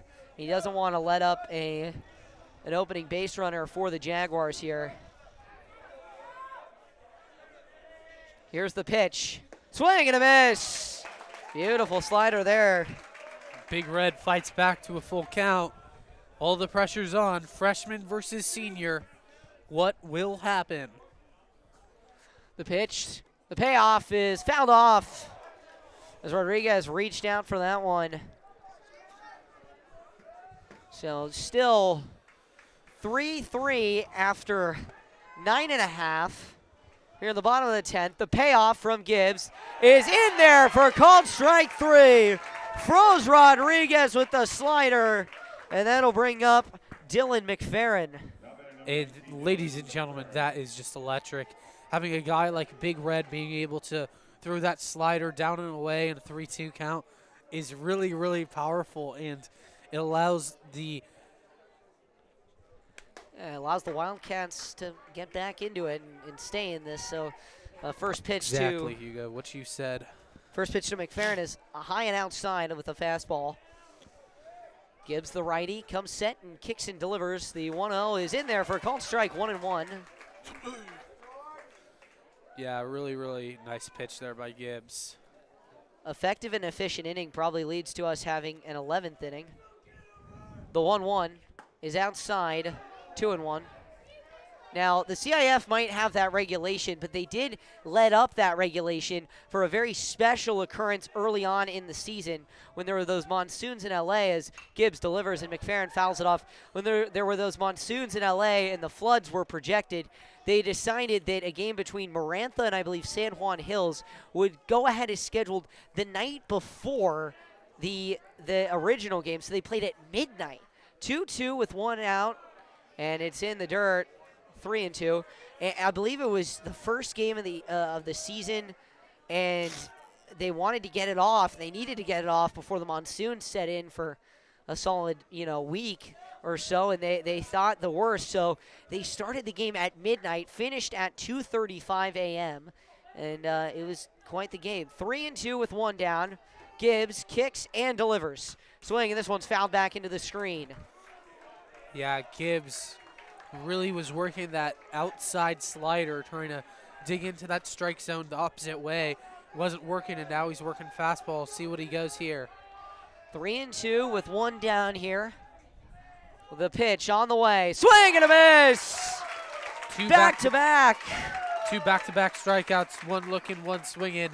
Now he has to face. I guess it's going to be Liam Walls, the pitcher. Liam Walls, a guy who just went 2 innings, scoreless. If he can retire him shortly here, Paulo, it's 11:30. It is 11:30. Pitch is in there for a called strike, meaning they'll play another inning before 11:30. It's 11:20 right now. Officially 3 hours on this game. Start time was 8:20. 0-1 with two down. The pitch in there for a called strike. So Gibbs, he clearly wants another shot and another inning before going back up to Mendocino County. 0-2 with two down. The pitch. Fouled off. Yeah, Gibbs really has a good chance here. He went slider. Wouldn't be surprised if he goes slider again or if he tries to switch it up and goes inside fastball. 0-2 here with two down. The pitch. Got him looking. Caught the outside part of the plate on a slider. And we will play 11. 3-3. We'll be right back. On to the 11th, ladies and gentlemen.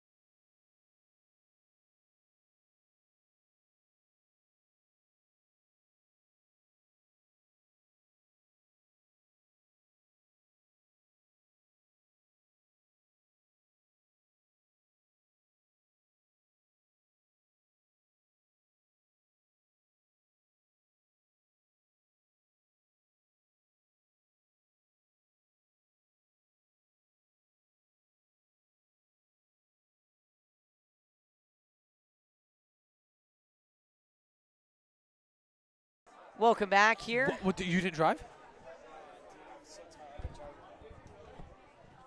What? Oh, shit. So now, welcome to the 11th inning, ladies and gentlemen. It'll be Campbell Coach to lead off, followed by Connor Cleary, and then it'll be Cale Fennessy. Unless, actually, no, it will be Deegan Dawkins who will hit for Fennessy in that DH position as Gibbs has come out of left field to pitch. Here's the pitch, first pitch of the 11th. It is grounded hard and foul down that right field line.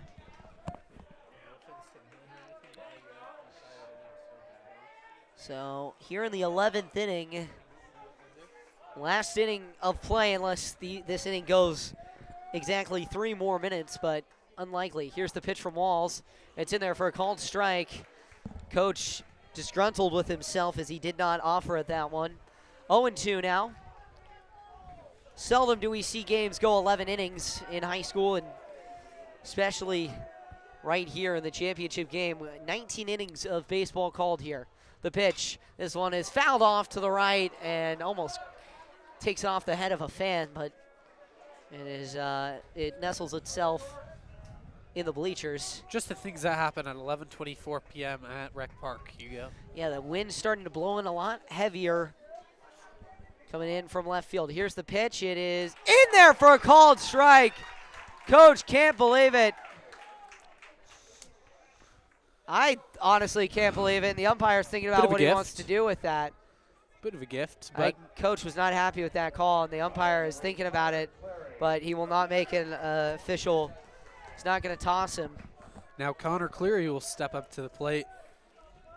6th at bat, Hugo? Yeah, 6th plate appearance at least. He's 1 for 3, and he's walked in 2 of those as he takes a called strike there. 0-1. I think the umpire wants to get home. Some of these pitches, as you mentioned, Paulo, are kind of gifts. The 0-1 in there, called strike at the thighs, right down the middle with that fastball. No gift there. Now Connor's got to be able to get on top of one and take it right down the middle if I'm him. 0-2 now to Cleary. The pitch. Swing, and he has a swinging bunt. Grounder in the infield. Walls fields it with his bare hand and tosses it to first for the out. So now 2 down, and the last chance is Deegan Dawkins. See if Dawkins, a guy who's been really well for them, see if he can do something. Paulo Maravilla and Hugo Traverso here on the call at Recreation Park. Top of the 11th, 3-3, nobody on, and 2 down for Deegan Dawkins. He takes a first pitch fastball across the letters for a called strike. Strike zone seems to be bulging here. The 0-1 with 2 down. The pitch, swing, and it's fouled off. Quick 0-2 with 2 outs. See what happens here, ladies and gentlemen. Yeah, 0-2, 2 down. 3-3 for Deegan Dawkins. His brother, Davin, the leadoff man. The 0-2. Check swing. Doesn't matter. Cuts across the zone. Called strike 3. Walls cruising here as we are through 10.5. And we'll head to the bottom of the 11th. Last chance for the night for Windsor before we potentially send it to tomorrow.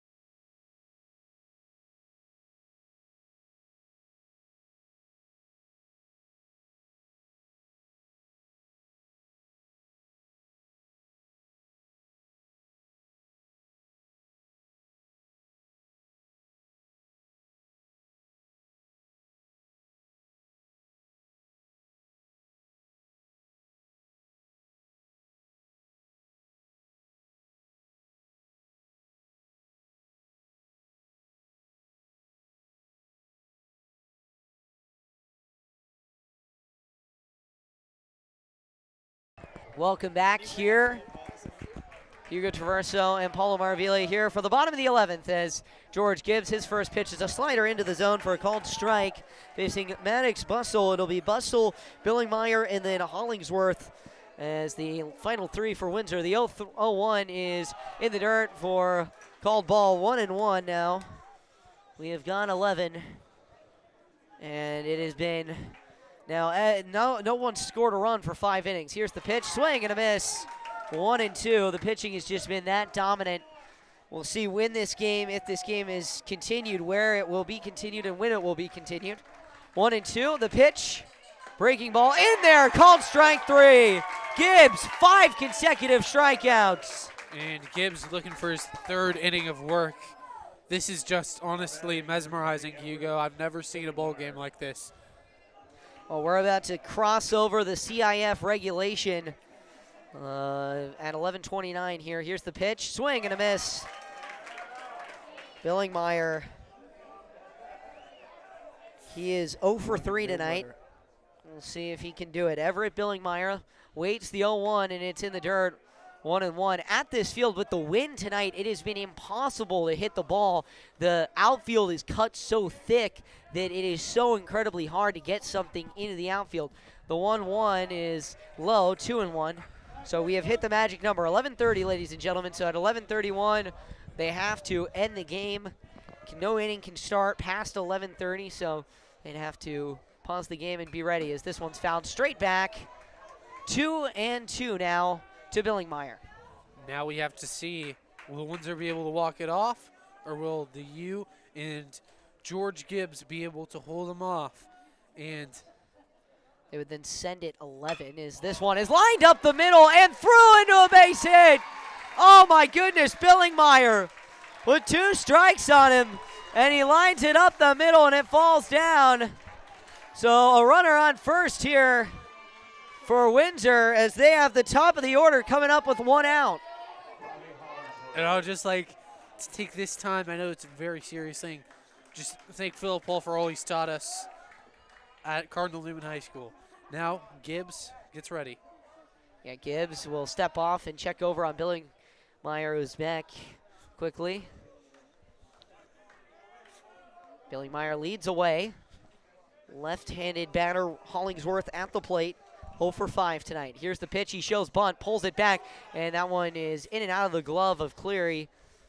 1-0. Yeah, Gibbs needs to lock in here, maybe double play ball and the inning and figure out when you're going to play next. 1-0, a double deep enough, which would require a lot of power as the wind is blowing inward. He shows bunt again, lays it down now down the left field line and foul. So count moves to 1-1.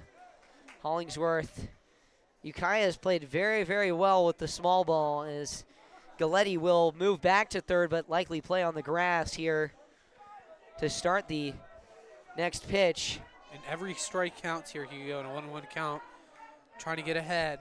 And Captain LeVar on deck, and this would be huge with 1 out. He lays down the bunt. It is a pop-up down the third base line and foul. So 1-2 the count moves to here. And now you got to think you're not bunting again, so you got to swing. What's Gibbs' approach and what's Coach England's approach? Now you can't get that runner advancing unless player makes contact. We'll see. Will be the objective? Corner infielders in on the grass. 1-2 with 1 down. The pitch to Hollingsworth is upstairs, 2-2. So we want to thank you for sticking with us here in 19 innings of baseball. It's the most I've ever called continuously. So, very happy to be out here and enjoy this great Friday night of baseball. It'll soon be Saturday morning. The 3-3. The 3-3 and a 2-2 count is fouled off. Soon enough, well, we've pretty much crossed over 7 hours of baseball here. I've been here since about 3 o'clock, so I've been here for 8.5 hours, but the first game started at 4:34. It's about to be 11:34, so 7 hours of baseball. 2-2 was fouled straight back into the screen. 2-2. Still 2-2 here. 1 out, runner on first. Double play, infield depth. See if Gibbs can strike out Hollingsworth. Here we go. Gibbs at the belt, the turquoise glove, and he steps off and checks back. Billingmeyer quickly back in. 2-2 with one down. I mean, obviously, nothing to lose because you have nothing else to play. So you just got to, I mean, you might send Billingmeyer here. He doesn't go. Ground ball, double play ball to first. Coach on the way to short, and he threw it past the bag. He threw it past Dawkins at short. It squirts into left field, and both runners advance. And that is the error that can happen here, ladies and gentlemen, when you are playing baseball at 11:30 at night. Sleep deprived. It's about an hour drive from Ukiah to 10 to 15 from Windsor. So it now brings up the captain, Callan LeVar, star catcher, great arm. See if he can take Windsor home with an NBL Oak championship. It would be the cherry on top for his senior year. LeVar stands in with one down. Right-handed hitter, waits from Gibbs.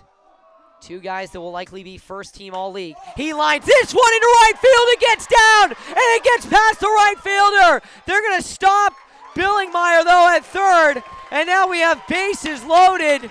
Great job out there by Giusti to stay with the ball and fire it back in. And it holds Billingmeyer at third. Now a force play at every possible place. And we're going to have the Ukiah mound visit. And now you have the bases loaded. Not season on the line, but NBL Oak Championship on the line here.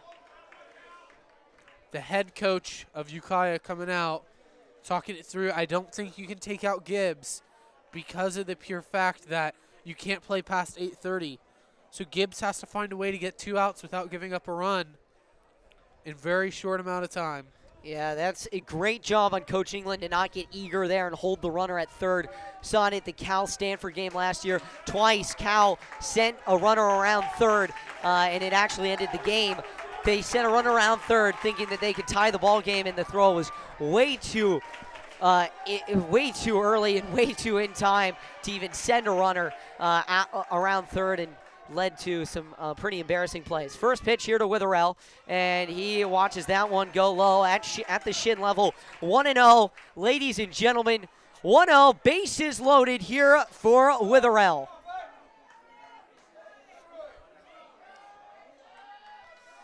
The pitch to Witherell is outside, 2-0.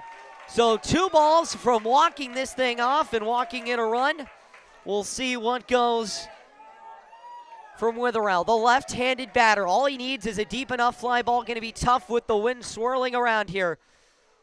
Here's the 2-0. Swing on the ground and through! Windsor wins! The Jaguars do it in 11! I don't believe it! And the hero is Kason Witherell. And finally, unbelievable, finally, after 3 hours and 16 minutes and 11:36, it's done, and the Jaguars do it. They finally bring home an NBL tournament championship and take down the number 4 seeded Ukiah Wildcats 4-3 at Recreation Park. Ladies and gentlemen, what a game. We went 11 innings of pure baseball, took it to the bottom of the 11th. Both teams put their heart out there, and at the end of the day, a couple of mistakes and an error end up in winning of an NBL Oak championship. And quite frankly, I'm shocked. What a game. Windsor takes it home. None other than the great Ryan England taking in his first NBL Oak championship under his head coaching tenure with the Windsor Jaguars. Yeah, congratulations to Coach England. Great game for the Jaguars. We thank you all for staying with us after 11 innings and, well, truly 19 innings of baseball here in Healdsburg. You got a feel for Gus Morris, who's been covering this game. We'll get the playoff seedings for both of these teams as they move forward with their playoffs on Sunday afternoon. And ladies and gentlemen, finally we are done. One of the greatest baseball games I have ever seen, one of the greatest games I've ever called. The battle between Coach England and Coach Ford does not disappoint. Ukiah will definitely see a great playoff run, and Windsor as well. So these two teams prove their weight. And Ukiah, ladies and gentlemen, the 4 seed, count it out. They rally and almost pull it off, but the Jaguars do it. With all those players suspended, an incredible championship. Congratulations, Windsor. But for one final time from Recreation Park, for Apollo Maravilla, I have been Hugo Traverso. We'll be back on YSN with some playoff baseball action. And then, obviously, in 3 weeks, right here at Recreation Park, the Prune Packers season begins. So you can catch me there. It'll be a 6 p.m. start time, June 5th, against the Stockton Pearls. So should be a fun summer here in the Berg. But for the last time as a high schooler, Windsor takes down Ukiah 4-3 in the NBL Oak Championship. A wild ride. Thank you all for tuning in. We wish you a safe weekend and a fun weekend.